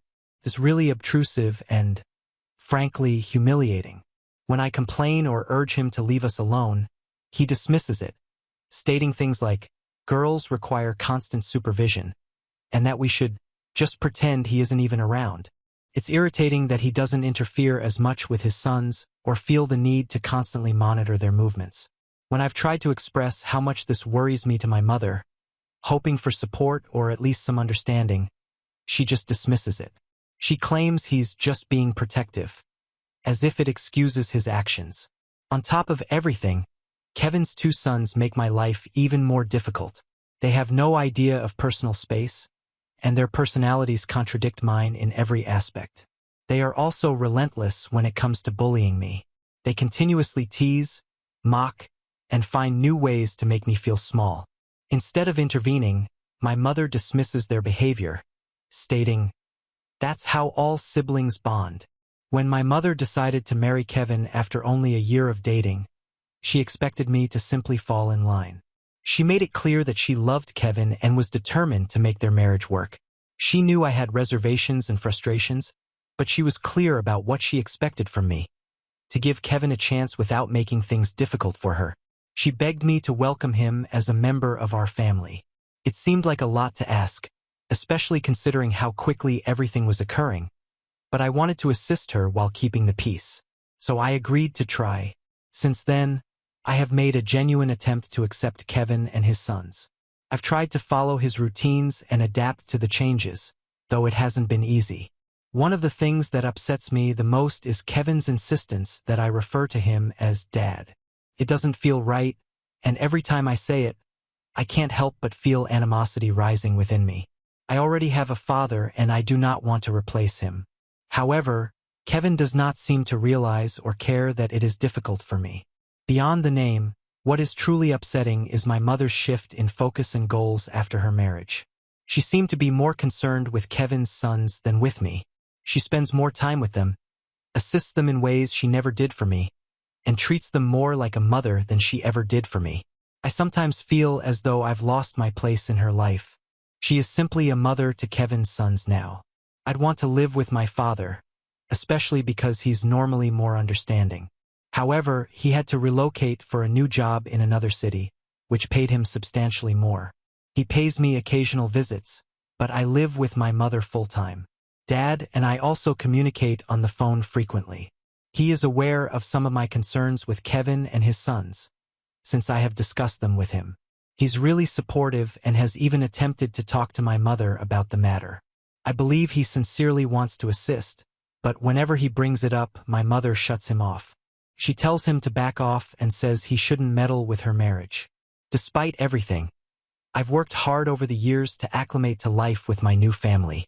I've really tried to make an effort with Kevin and his sons, believing that if I remained patient and transparent, we could develop a nice relationship. Despite my best attempts, I continue to feel invisible within my own family. This year, Kevin was suddenly promoted at work. When he got home, he excitedly declared that he'd be taking us all on a family trip. We were all excited by the news, especially since we hadn't been on a vacation together in a long time. He and Mom chose the location and reserved tickets and lodgings for all of us. Unfortunately, just a day before our trip, I was involved in a car accident with my mother. We were heading home from shopping for some clothing for our impending vacation when another automobile smashed into us from behind. It wasn't a major collision, but it was enough to throw us off course and cause some injuries. My mother was generally fine with a few scrapes and bruises here and there, but I wasn't that fortunate. The accident caused me to break my arm and suffer a concussion. The ambulance arrived, and I was quickly brought to the hospital. When Kevin initially learned of our accident, he rushed to the hospital, appearing concerned at first. I assumed he was really concerned for my and my mother's well-being and that he had come to see us. But then he kept bringing up the trip, agonizing about whether we'd still be able to travel and worried that the money he'd invested would be wasted. The physicians eventually advised us that due to my concussion, I would need to spend a few days in the hospital for observation. They wanted to make sure I was okay before allowing me to return home, but travel was obviously out of the question for me. Kevin glanced at me, irritated, as if I was to blame for getting into the accident and wasting his money. My mother half-heartedly offered to remain with me while I was in the hospital. It gave me hope that she would choose to help me during such a tough moment. Kevin, on the other hand, was quick to respond, stating that because our plane tickets had already been purchased, we were already losing money by not going. He argued that my mother should not waste even more money by staying behind. He then turned to me and said that at my age, I should be able to stay in the hospital alone for a few days. He mentioned how safe the hospital was, with physicians and nurses available 24 hours a day, 7 days a week, hinting that I had nothing to worry about. Kevin then insisted that once I was discharged, he would arrange for a babysitter to stay with me at home.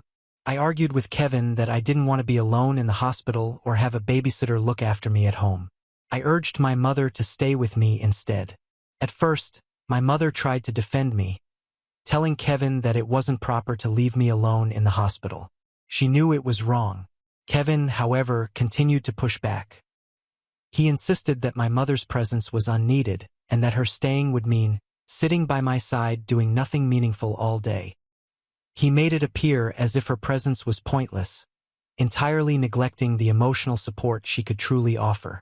Kevin prioritized avoiding spending his vacation money over anything else. It was evident that he didn't consider me to be his biological child. Thus, he didn't care how I felt or what had happened to me. I pleaded that at 15 years old, I shouldn't be left alone in the hospital. I was terrified and in agony, and the prospect of going through this without any family members around was overwhelming. I proposed a solution, stating that Mom could contact my father to come and stay with me while she and Kevin went on their trip. Sure, it would take him some time to get here because he lived in another city, but I was confident he'd come right away if he realized I was in the hospital. I figured this would allow them to continue their vacation while keeping me company. But Kevin rejected the notion almost immediately. He ignored my concerns, calling me foolish for making such a huge deal about small injuries. He dismissed my notion of calling my father, arguing that it would just make him worry more. Kevin felt there was no need to interrupt anybody else's plans over something as minor as a concussion and a fractured arm, which he believed would mend well with a few days of hospital rest. In the end, Kevin's pressure was effective. I stared at my mother, hoping she would hold her ground and insist on staying with me. But, as usual, she caved to Kevin. Instead of battling for what I needed, she decided to go. She only stayed with me for one night, which provided some consolation. I clung to the hope that after seeing how vulnerable I was, she would realize I needed her presence. But the next day, Kevin arrived at the hospital to bring her up, anxious to embark on the vacation as planned, without regard for how I was doing. I felt abandoned and deceived when my mother left me alone in the hospital after only one day. Alone, I couldn't stop crying. One of the nurses saw me crying. When she realized I didn't have anyone nearby to check on me, she offered to phone my mother. I told her it was all right, that they would probably not respond, but she insisted, so I gave her my father's number instead. I partly expected my father to chastise me or, like Kevin, tell me that I was exaggerating and that being alone in the hospital was no big issue. But when my father answered the phone and the nurse told him about my position, he was immediately alarmed. He sounded more concerned than I had heard Dad in a long time and inquired whether my mother had truly gone on the vacation without me. I described everything, including how Kevin insisted on leaving me behind because he didn't want the trip money to go to waste and how my mother eventually consented. My father was outraged. As I told him everything, he became silent, but I could sense his rage simmering. He then told me that my mother had just indicated that we had been in a little fender bender, downplaying the entire incident. She hadn't mentioned my fractured arm, concussion, or the fact that she and Kevin had left me alone in the hospital. According to what she told him, there was nothing to worry about. Therefore, he didn't feel the need to contact me. Hearing that my mother had willfully lied about my circumstances to my father made me feel even more hurt and betrayed. My father instantly told me that he would come over as soon as possible. He said he'd drop everything, drive to the hospital, and remain with me for as long as it took. For the first time since my admission, I felt relieved, knowing that my father was on his way to be with me and that someone was finally taking my condition seriously. As I sat there waiting, I realized how much I needed this type of support in my life. Within 2 hours, my father arrived at the hospital. Seeing him enter through the door felt like a great weight had been lifted off my shoulders. I started crying as he hugged me and promised me that everything would be fine. He then went straight to my doctor, making sure he grasped every aspect of my injuries. I could see relief on his face as he affirmed that while my injuries were severe and significant, they were not life-threatening. He genuinely regretted not being there for me sooner and not challenging my mother's version of events. He told me he regretted assuming that everything was good without personally checking in on me, and it was evident he was beating himself up over it. My father was visibly angry at Kevin. He was upset that my stepfather had the audacity to dismiss my demands and then choose to go on a trip rather than ensure my well-being. Kevin's lack of respect and concern by leaving me alone in the hospital demonstrated how little I meant to him. His behavior screamed volumes, indicating that despite being married to my mother, I was nothing more than an annoyance to him. My father tried contacting my mother and Kevin, but neither answered. This infuriated Dad even more, and he vowed that he would give Kevin and Mom a lesson for abandoning me like this. Over the next 2 nights, my father stayed by my side, having taken time from work to ensure that I was not alone. He never left me alone until I was released. Even then, he wasn't keen about me returning to Kevin's place where I'd be left with only a babysitter until everyone returned. Instead, he insisted I accompany him home, and I consented. Once I arrived at my father's house, he attempted to contact Mom again. She claimed to have missed his previous call, since she was having so much fun with Kevin and his sons. Hearing this inflamed his rage even more, and he did not hold back. He forcefully told her that her actions were unacceptable, that abandoning me in the hospital was a major act of neglect, and that he intended to take legal action to hold her and Kevin responsible. He even mentioned taking her to court if necessary, which implies she could lose custody of me. He made it apparent that he was ready to report her and Kevin for their activities. Since then, my phone has been constantly vibrating with calls and texts from both Kevin and my mother. Instead of accepting their actions or apologizing, they've been sending messages accusing me of ruining their vacation by informing my father about my position. Kevin has even gone so far as to claim that all I had to do was keep my mouth shut and silently remain in the hospital without causing a scene. They said everything would have been okay if I had just complied. I was made to feel bad about throwing my mom and stepdad under the bus. Update 1. For everyone who is asking, now that I've had some time to think about it and spoken with my father, I know how many times Kevin and Mom have neglected me over the years, and I've just let it happen. I remained silent, thinking things would change, but they never did. It's difficult to accept, yet I let myself be pushed aside for their convenience. Now, thinking back, I can't believe I put up with it for so long. For example, Kevin frequently strained my relationship with my father. He would continually make disparaging comments about him, calling him a deadbeat or a loser in comparison to him. Kevin believed my father was not a good spouse to my mother, and as a result, he felt he had the right to criticize him whenever he wanted. Mom never asked him to stop. When I experienced problems at home or tried to talk to my mother about them, Kevin always rejected my concerns. He would tell me that I was exaggerating things, or that I was overly sensitive because I was a girl. He often said that this was why he was so fortunate to have only boys. Kevin consistently demonstrated a preference for his sons. Even in minor, everyday exchanges, he was always willing to help them with their bills.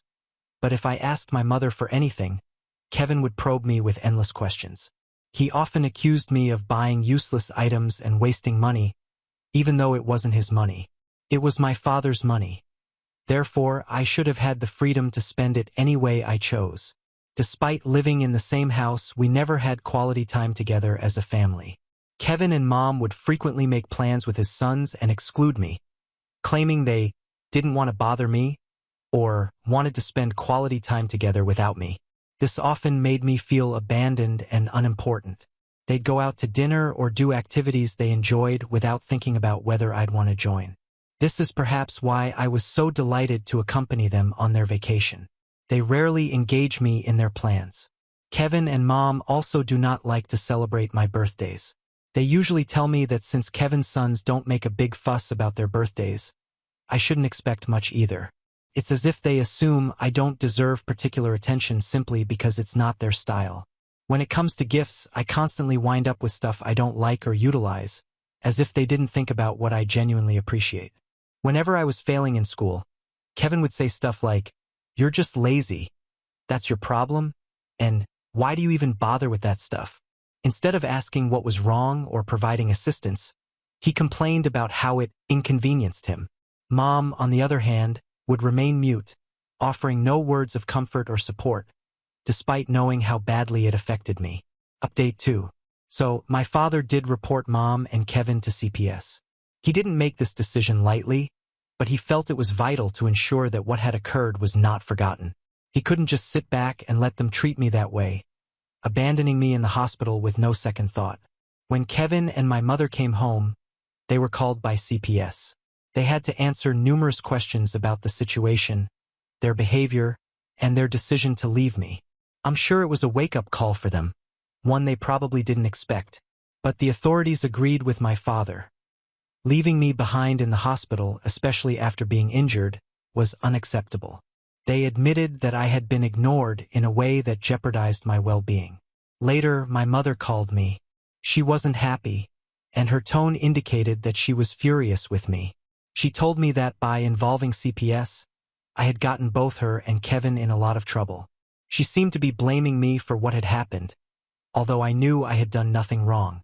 She cautioned me that CPS would be contacting me next to hear my side of the story. My mother then forcefully pressured me to lie to the authorities, warning me that if I didn't, I'd be taken away from her and she'd lose custody. I disagreed with her, telling her that I wasn't comfortable lying to the authorities and that she should have considered the repercussions of her actions before abandoning me at the hospital that day. Mom then tried to guilt-trip me, telling me that she had given me years of her life and that I needed to prove my loyalty to her this time. She made it sound like I was betraying her by being open with the authorities, as if I was to blame for everything that transpired. But what really struck me was her statement that lying would protect Kevin and his sons. She emphasized how the CPS investigation could generate complications for Kevin, particularly with his ex-wife. She warned that Kevin's ex might find out and use this as leverage to make Kevin pay for it. I just shook my head, realizing that my mother was more worried with Kevin's reputation and her own than with what I had gone through. She never inquired about my health or recovery. Meanwhile, she begged me to lie and protect her family. I couldn't stand her selfishness any longer. I kept my position and told her unequivocally that I didn't care how this affected her or Kevin. I would not lie to the authorities. I informed her that I would tell them everything that happened and that I would not be covering up anything for anyone. If this meant she and Kevin were in trouble, then so be it. They were the adults here. They were the ones who made mistakes, so I was not going to shield them from the consequences of their actions. My mother raged at me, calling me names, but I refused to give in. Update 3.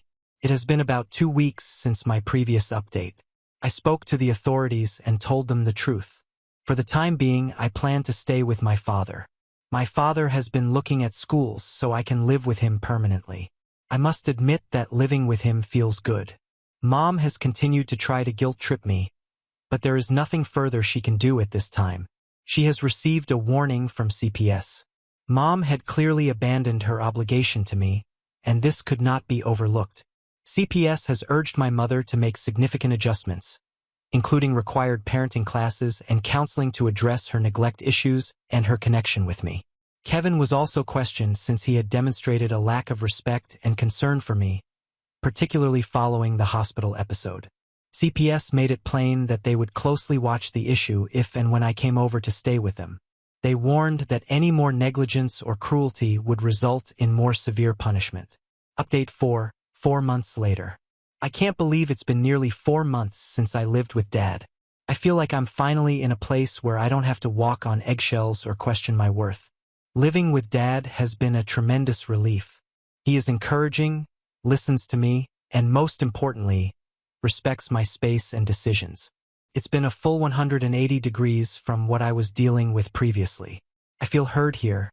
I can tell him about my day, my troubles, my dreams, and he actually cares. I've been able to devote more time to my studies and mental health, and I believe I'm finally returning to my true self. I've also made some wonderful new friends at school, and I truly like spending time with them. In fact, last month, for the first time in a long time, I was able to celebrate my birthday properly. I invited all of my friends over, and we ate pizza while watching corny romantic movies. It was the kind of birthday I'd always wanted but never got while living with my mother and Kevin. Mom's situation remains complex. She's been attempting to contact me more regularly recently, even texting me about how sorry she is and how much she misses me. Part of me feels bad for staying away, but then I recall everything that led me to this point. I made it apparent to her that I am still not ready to return, and while she attempts to reach out, I have set boundaries for myself. Her acts were detrimental, and she must accept full responsibility for them. As for Kevin, he has neither apologized nor taken responsibility for his conduct. Honestly, I am not surprised. He has never demonstrated genuine concern for me or my well-being. I will never forget how he treated me, especially in the hospital. I don't care whether he ever changes. I'm not waiting to find out. I've learned to rely on myself and those that genuinely care for me, and that's it. Now on to the next story. Story 9. My 35M mother's 58M new fiancé wants me to call him Dad. He's 24. How do I navigate this?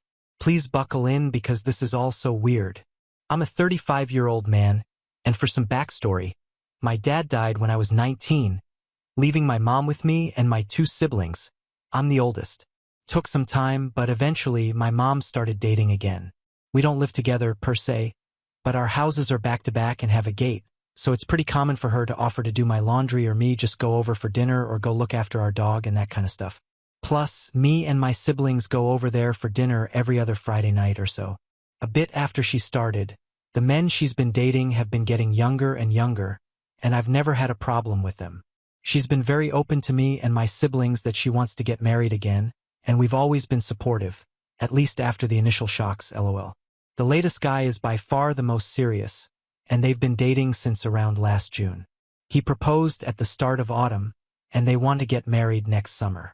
Again, me and my siblings are fine with this because it's her life and we trust him. He's a nice guy, and they clearly love each other. But anyway, so the long and short of it is this weekend, her fiancé, let's call him Phil, calls me and asks me if I could come over. I say, yeah, sure, I'll be over after work. And I assumed he just needed help with some DIY stuff they're doing. When I get over there, he calls me Sport and says, we need to talk. I should mention this is something he does to me and my little brother, calling us things like kid, sport, scout, little buddy, or my personal favorite, calling us red and blue, seemingly out of nowhere. My brother is 30, by the way. He tried it with my little sister, 28, once and called her princess, but he stopped when she just stared at him. The thing with Phil is that he reminds me a lot of Charlie Day's character in Horrible Bosses in that his sole ambition has always been to meet a girl, get married, and have a family.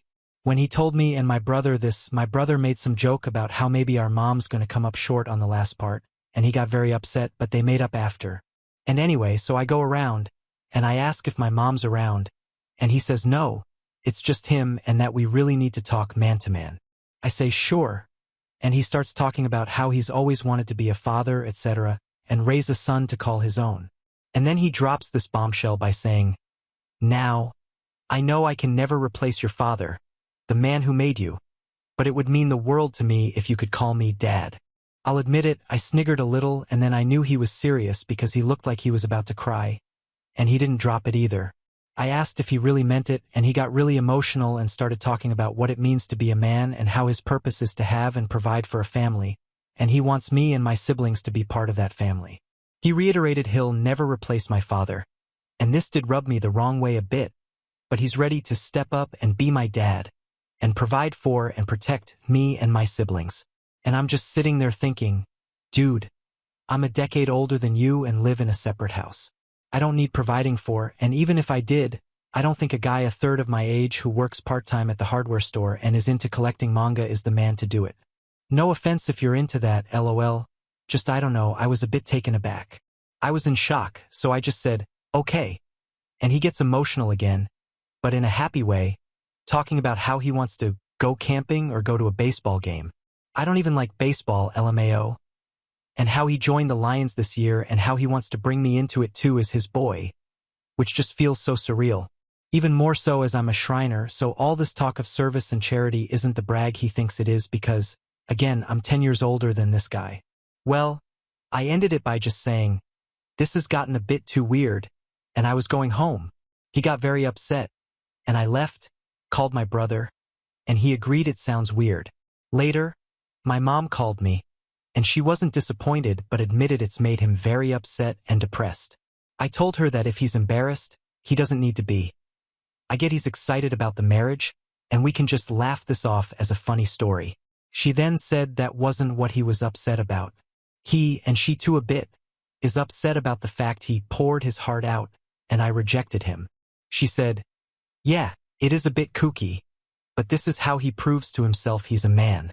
And I guess I was a bit angry and said something like, first off, it's not my job to certify what's between his legs, and second, this doesn't prove he's a man, it just proves he's a nut job.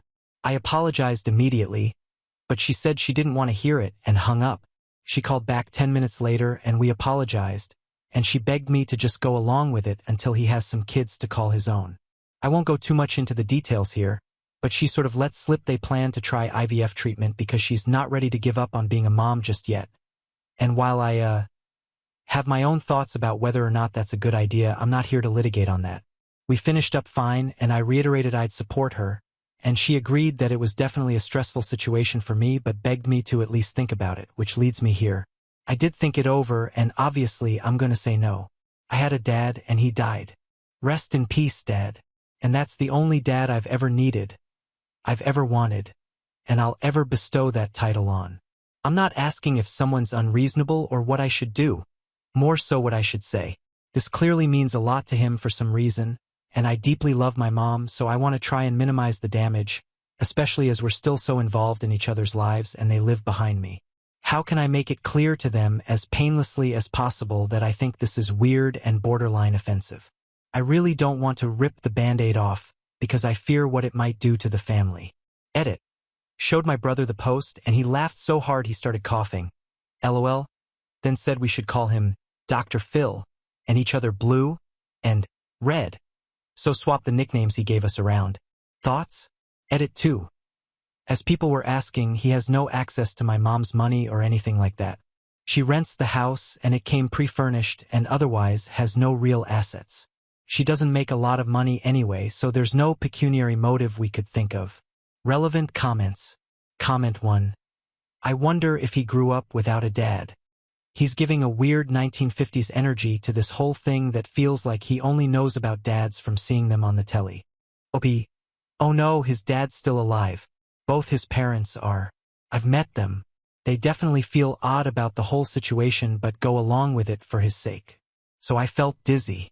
It seems your mom and her fiancé may have found each other while both in deeply vulnerable states, and so your instinct to keep being there for them may be right. A vulnerable person asking is different to a regular situation. Would calling him Pa be a compromise or stepdash? Or skip some version of his first name such as Coach Tom or Chief Wayne? If so, perhaps ask him if that would be okay with him. Maybe just a nickname that his own may be recognition enough of his relationship with your mom. OP. The thing is, it became apparent it's more than just a name to him. He explicitly wants to do father-son activities with me and my brother, with him as the dad, despite the fact we're both older than him. Comment 2. This, of course he feels like a child in this relationship and family. He's not going to feel like a man of the house in this situation. He's very unlikely to get his own child. So why is he sticking around? OP. Me and my siblings all think he has issues talking to girls his own age, and so it led to this. Comment 3. I would have laughed and said, no kiddo, start over because this isn't how this is going. I also get you are supporting your mom, but maybe question her having a kid at 58. Like, does she plan to be around for graduation, marriages, grandkids? It sounds like your mom is having some empty nest issues and is illogically trying to start over. If she got pregnant today, she would be approximately 77 years old when her kid graduated. Considering she hasn't even started trying yet, that means she will be in her 80s when the kid graduates. That isn't realistic. Also, I have a 5 and 7-year-old and I'm only 38 years old and already feel tired all the time. I can't imagine what a 58-year-old would feel like. OP. Oh yeah, I'm going to be honest, I don't actually see this ever going ahead. Hence why I'm happy to say, yeah, of course I'll support you, because I guess I just can't imagine, push comes to shove, her actually getting the treatment greenlit. I did raise the age stuff and she just said, people live a lot longer these days. Comment 4. You just need to straight up tell him no. You can couch it with encouragement, you appreciate that he cares about your mother, etc. But just hit him with a hard no. Don't negotiate over it. There is nothing to be gained here by trying to give him a soft landing. Anything other than a firm no is just feeding his delusion. And I believe that once he gets a concession, he's going to start making more demands. I don't know what his endgame is here, if it's a mental health problem or he's trying to create some legal precedent that he intends to exploit later, but it doesn't matter. You don't need to explain, defend, or justify this decision. OP. The endgame? I genuinely think he wants to start a family, or at least pretend he's the dad of one. Ever since we met him, it's all he'd ever really go on about and how he needs to be a dad to become a man. Very early on, he asked me if I ever planned to have kids, and I said no, and he got quite taken aback, like a mixture of offense and confusion, and sort of seemed to imply I'm either gay, I am, but SHHH, or trans because I don't want to be a man then. Comment 5. Hope it works out in the long run, but I was laughing so hard by the end. Such a crazy situation. I think you should talk with your mom and maybe hang out with her fiancé, but as brothers, not some weird dad situation. OP. I have offered this, but every time me and my brother do, he definitely tries to act like the man of the group or sets us up for more explicit father-son activities or just talks about how desperate he is to be a father. A personal favorite was a time when he got his phone out and started reading some pearls of wisdom he'd obviously found online. Comment 6. Yeah, she probably hasn't even been to a doctor and is just imagining an unrealistic future based on internet articles and Hallmark/Lifetime movies. Based on OP's description of the couple's finances, they wouldn't be able to afford IVF even if it was possible. OP. Yeah, she's not seen a doctor. This is purely stuff they've planned to do in the future. They've never mentioned money, and my sister is worried that they'll ask us to pay for it. Update. 4 days later. Original post and slightly amended the title for clarity. Anyway, so I told both my siblings and we agreed we'd collectively put our foot down with Phil at our next family dinner next week. Especially after an incident where Phil referred to my brother as sport and asked if he wanted to go see a baseball game with him. Admittedly, I was a bit spurred on by what you all said and got involved, pinging him back with, "Oh no, tickets for me, Daddy?"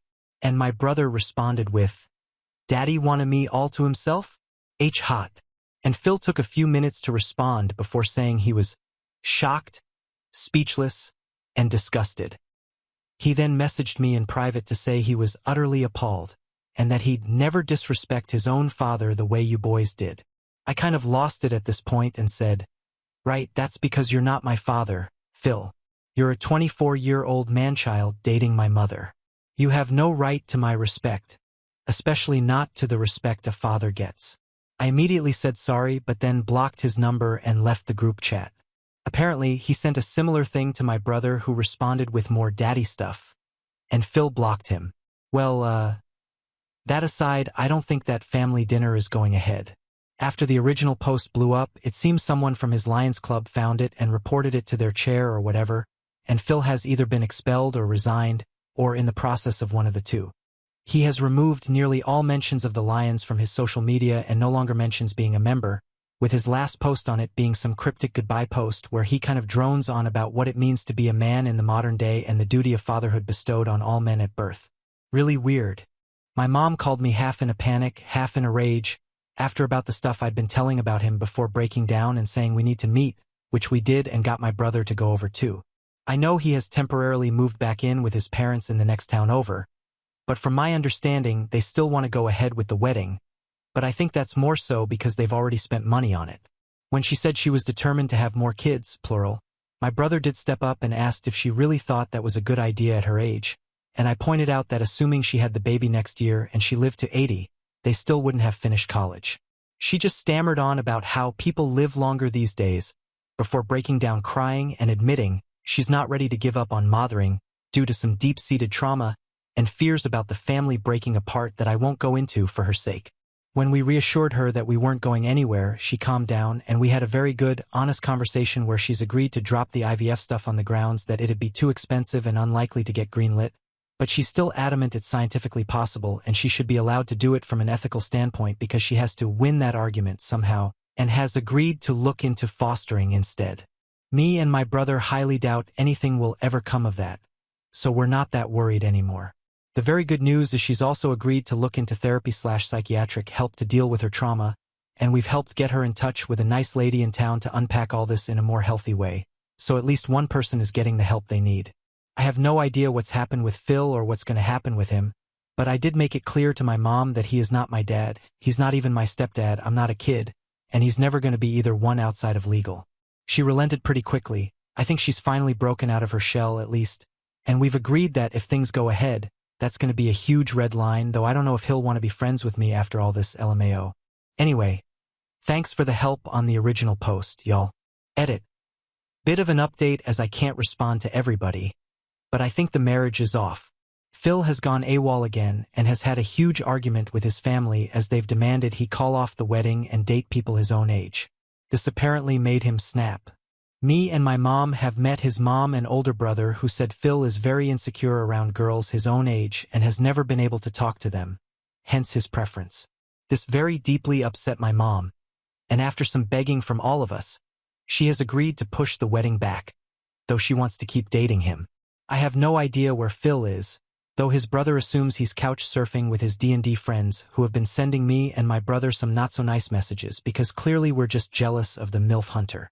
If any of you socially inept are reading this, I don't need to chase middle-aged folk because I can talk to boys my own age like a normal person. Peace. Now on to the next story. Story 10. I thought I was just being clumsy, but then I found proof that my boyfriend was booby-trapping our apartment, and now I am running for my life. I manage a team of 12 people and last year had a 13th member added when other managers refused to deal with him any longer. He is diagnosed with depression and generalized anxiety disorder. He is morbidly obese and suffers from musculoskeletal problems related to obesity and diabetes. When they came to me, it was because I have helped other mentally ill staff members, and I was happy to take them on as I felt I could help them. We did make progress and steadily increase their level of work. It has never reached the level considered acceptable, but I made accommodations to relieve pressure, hoping this would lead to a sustained, long-term improvement. I sought out equipment to help them be more physically comfortable given their obesity. I felt we were making progress. Unfortunately, they committed a serious breach of security, sent out personal information to someone not legally entitled to have it, and I had to place them on formal disciplinary action. Since then, they have been on sick leave for over 3 months. They are now subject to attendance management procedures and have reached out to a local mental health group and advised them that I have bullied and harassed them. This bullying and harassment has, according to them, made it impossible for them to return to work. I have documented evidence that this is not true. When they were told they needed to move away from me for health and safety reasons, they became very distressed and demanded to stay with me for mental health reasons. I have signed documentation where they state I am supportive and they don't want the reasonable accommodations I have offered. Shorter days, fewer days, longer breaks, etc.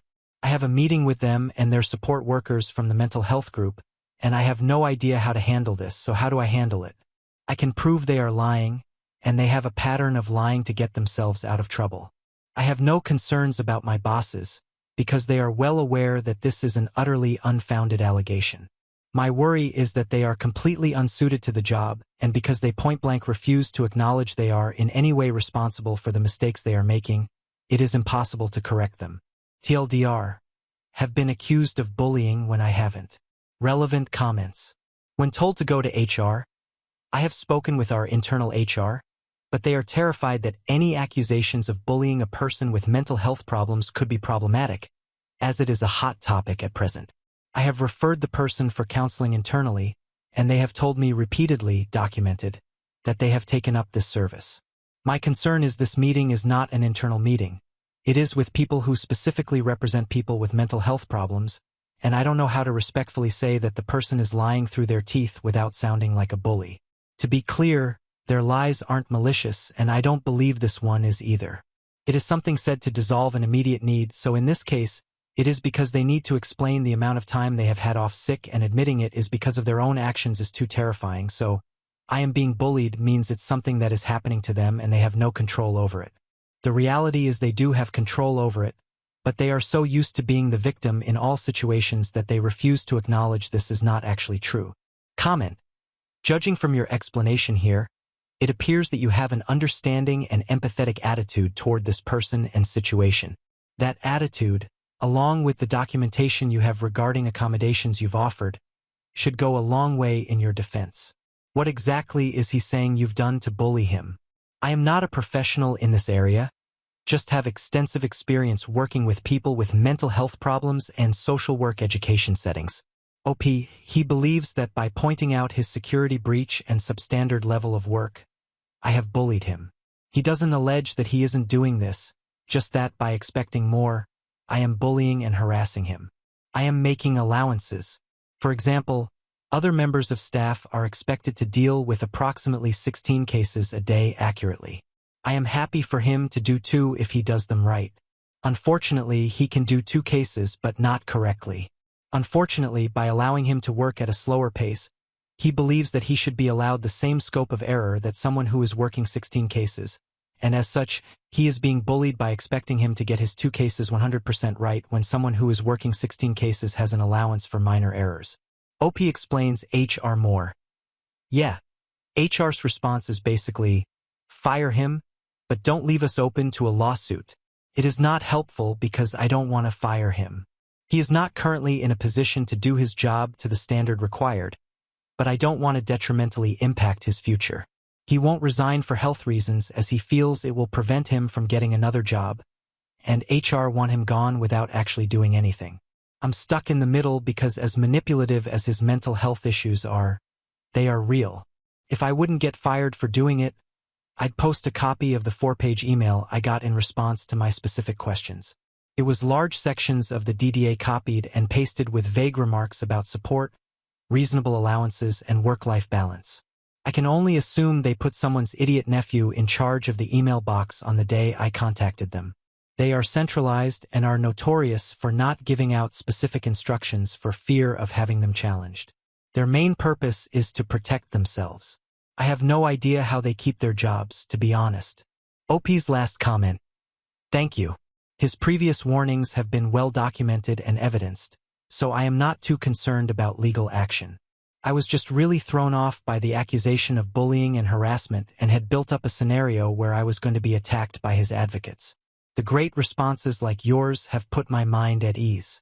It is sad that he has cast himself as the victim in all of this, but I am determined not to be drawn into that mindset, and I won't allow myself to be cast into the role of their oppressor, because it is simply not true. Update, September 18, 2017, 3 months later. Well, the meeting went ahead as planned, and thanks to the wonderful advice and tips from people who kindly responded, I was calm and thought I was prepared. Boy, was I wrong.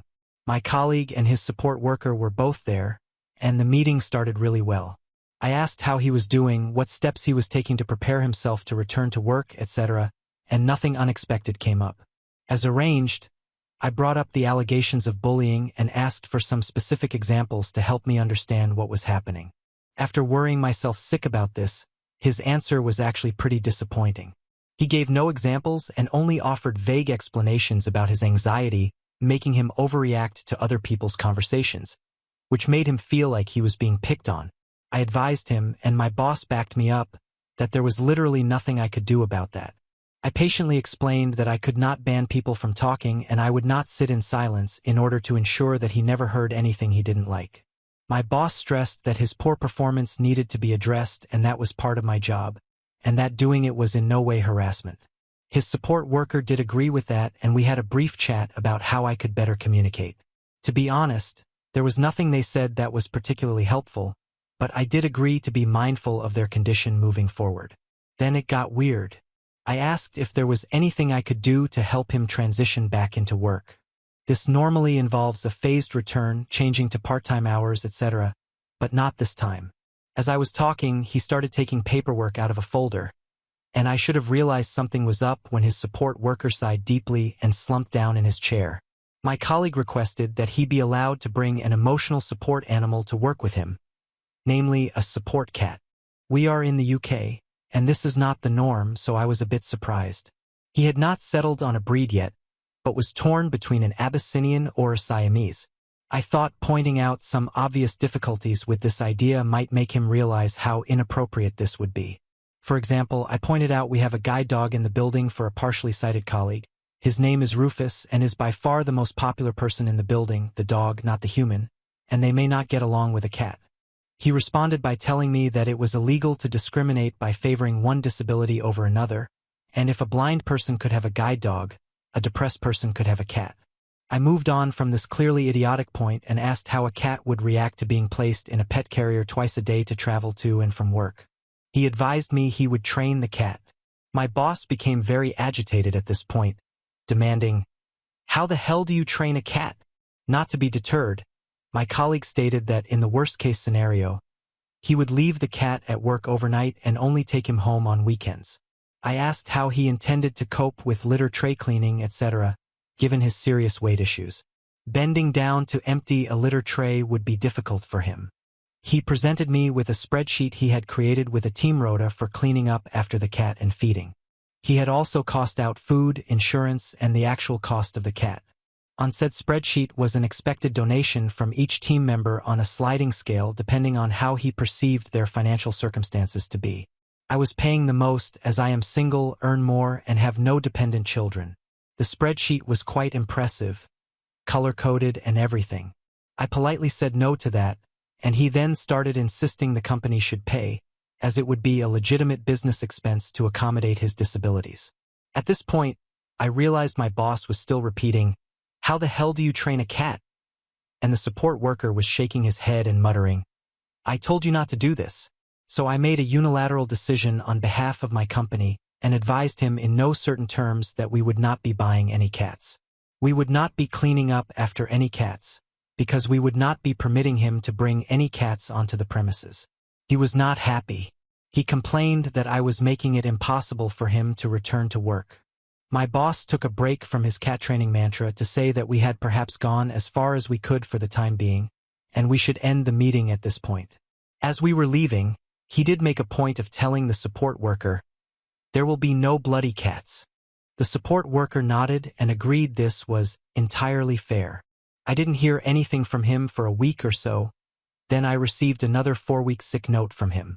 So I called, as per our company procedure, to check in and see how he was doing. He was still very unhappy about my discriminatory anti-cat stance and advised he would be taking it further. 2 weeks later, I received a letter from what initially looked like a local solicitor's office. It advised me I was being sued for breaking disability discrimination laws. The letter itself was filled with bizarre, mainly American legalese, that seemed to be culled from Law and Order episodes. Upon closer examination, the letterhead had been edited to change the contact details to his home phone number and personal mobile. I'm not sure whose address he used, but it wasn't the solicitor's in question.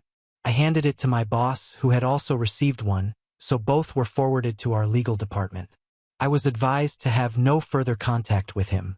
The legal bodies have informed me that his contract has been terminated with immediate effect. I am honestly stunned as to how it turned out.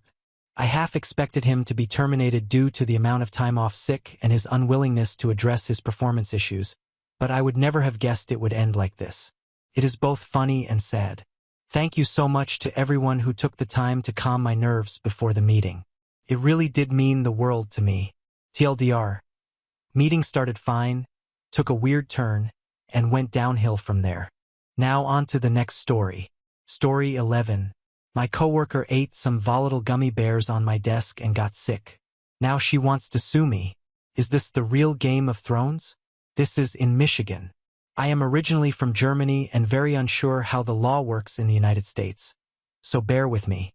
Last year, I received a job offer to work as an assistant professor in the German language department at a large university in Michigan.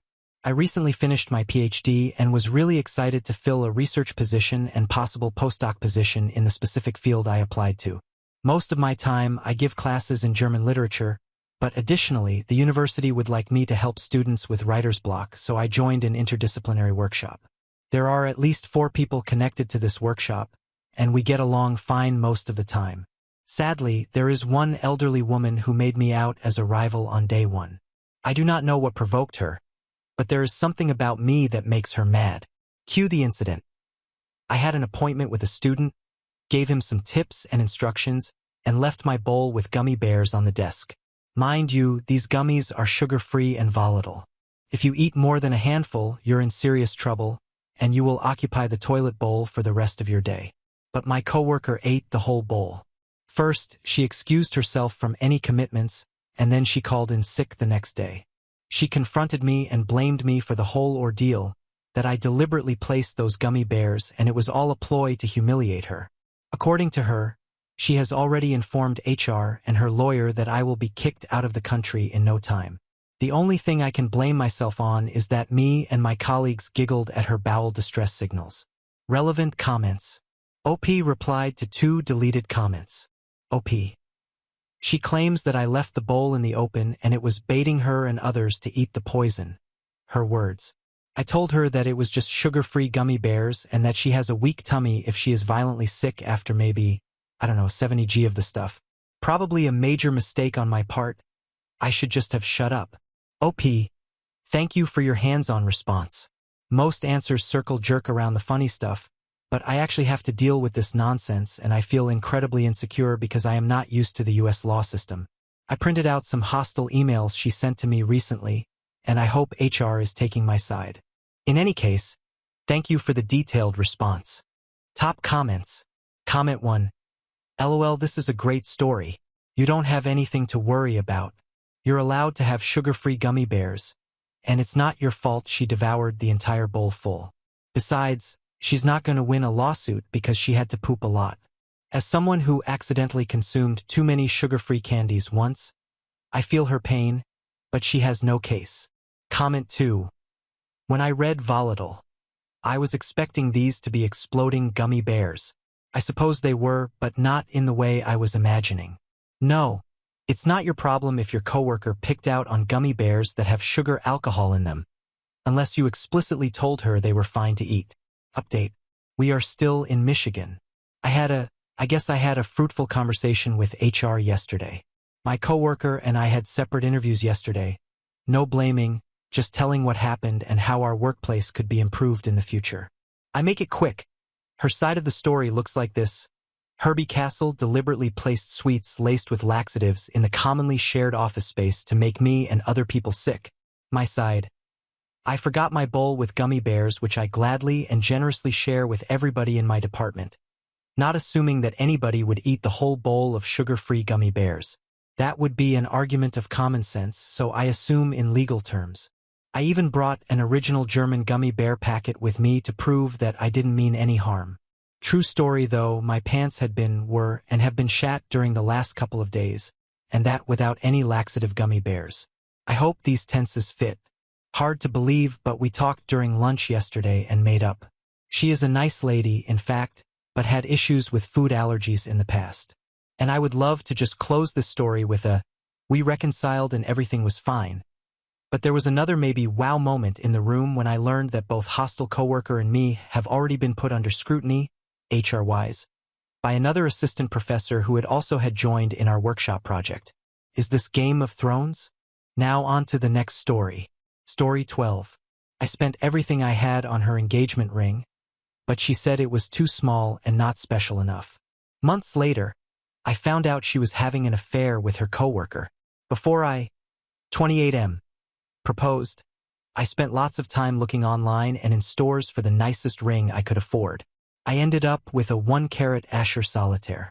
My girlfriend, 29F, doesn't like the ring and wants a different one. All of the ones she has shown me are bigger and more expensive than I can afford. She said she'll accept my proposal if I give her a different ring, and it can be a do-over because she said she was also a little disappointed I proposed at home and didn't do anything special. Truthfully, I'm kind of hurt she cares so much about having a bigger and expensive ring. I want her to be happy and have a ring she likes, but she is so fixated on how small my original one was, and I really don't feel great about it. Honestly, my heart broke when she said no. Edit. As I said in my post, her complaint about the ring is that the diamond is too small. For the proposal, I recreated the exact meal she cooked for me on our second date and proposed on our balcony with candles around us in her favorite scent. I hope this answers the questions. Date 1. I told my girlfriend if she prefers a different style of ring than the one I got her, I could get her a different ring because I obviously want her to love a ring she would wear every day. I would either keep the original ring as my engagement ring because she made it clear she isn't getting me one herself, or I could return it and put the money towards her new ring. The ring I had bought, a 1-carat Asher solitaire, was the biggest one I could afford. Her complaint was that it was so small, and the other rings she showed me as examples of what she wanted were more expensive than I can afford. I admit it led to a few arguments because everything was above the amount I told her I can afford. She suggested I get a temporary side job to save more money. I've said it would take me a couple of years to save for what she wants, but she says, if I love her, I'll find a way. I'm not opposed to another ring, but we are on opposite sides regarding the budget. The proposal, me recreating the meal she cooked for me not long after we started dating and having candles she likes on the balcony, was also not what she wanted.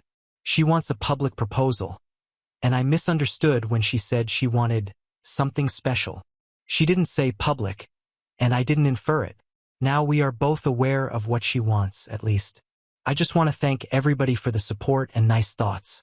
I haven't decided if I'm going to keep the original ring and wear it as my engagement ring yet or return it because it will barely make a dent in the amount my girlfriend wants for her ring.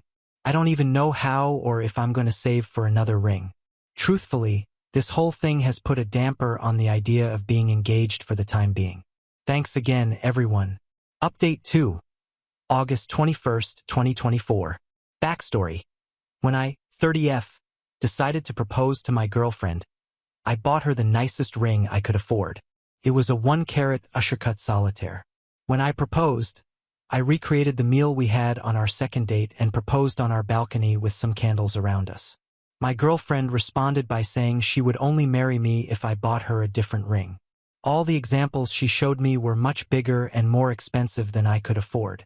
She had told me she'd accept my proposal if I give her a different ring and my proposal would be a do-over, because she said she was also disappointed I proposed at home. She didn't like the proposal or the ring. The update is that I was trying to communicate with her and find a solution because of how much I love her. She was the one I wanted to spend my life with. We did have some arguments, and she suggested I get a second job to afford a better ring. She said I misunderstood when she said she wanted a special proposal because what I did wasn't special. I had decided to keep the ring to be my ring because I was unable to return it and would have lost money if I sold it. I was trying to find a solution, and my girlfriend was making suggestions. I thought we would work it out, but about 6 months after my last post, my girlfriend left me for a colleague.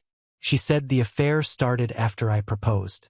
Last I heard, they were still together and were traveling over in the United States. When my girlfriend left me, she took most of our things.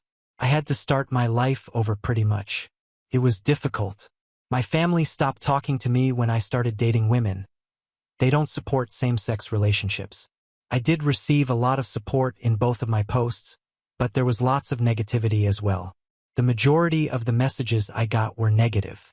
Too many people missed that I am a woman, even though I said it in my posts. I received many comments and messages about how men don't understand how important the ring and the proposal are to women. Even those who did not mistake me for a man said that my proposal was low effort and the ring was terrible. My proposal was called out for being terrible, and most of the messages I got mirrored the comments I got about putting in more effort or being a better partner. There were some insults too, and a lot of them said they felt sorry for my girlfriend. I have learned from this experience. I'm not in a relationship now, but if I ever do find someone, I'll make an effort to be a better partner.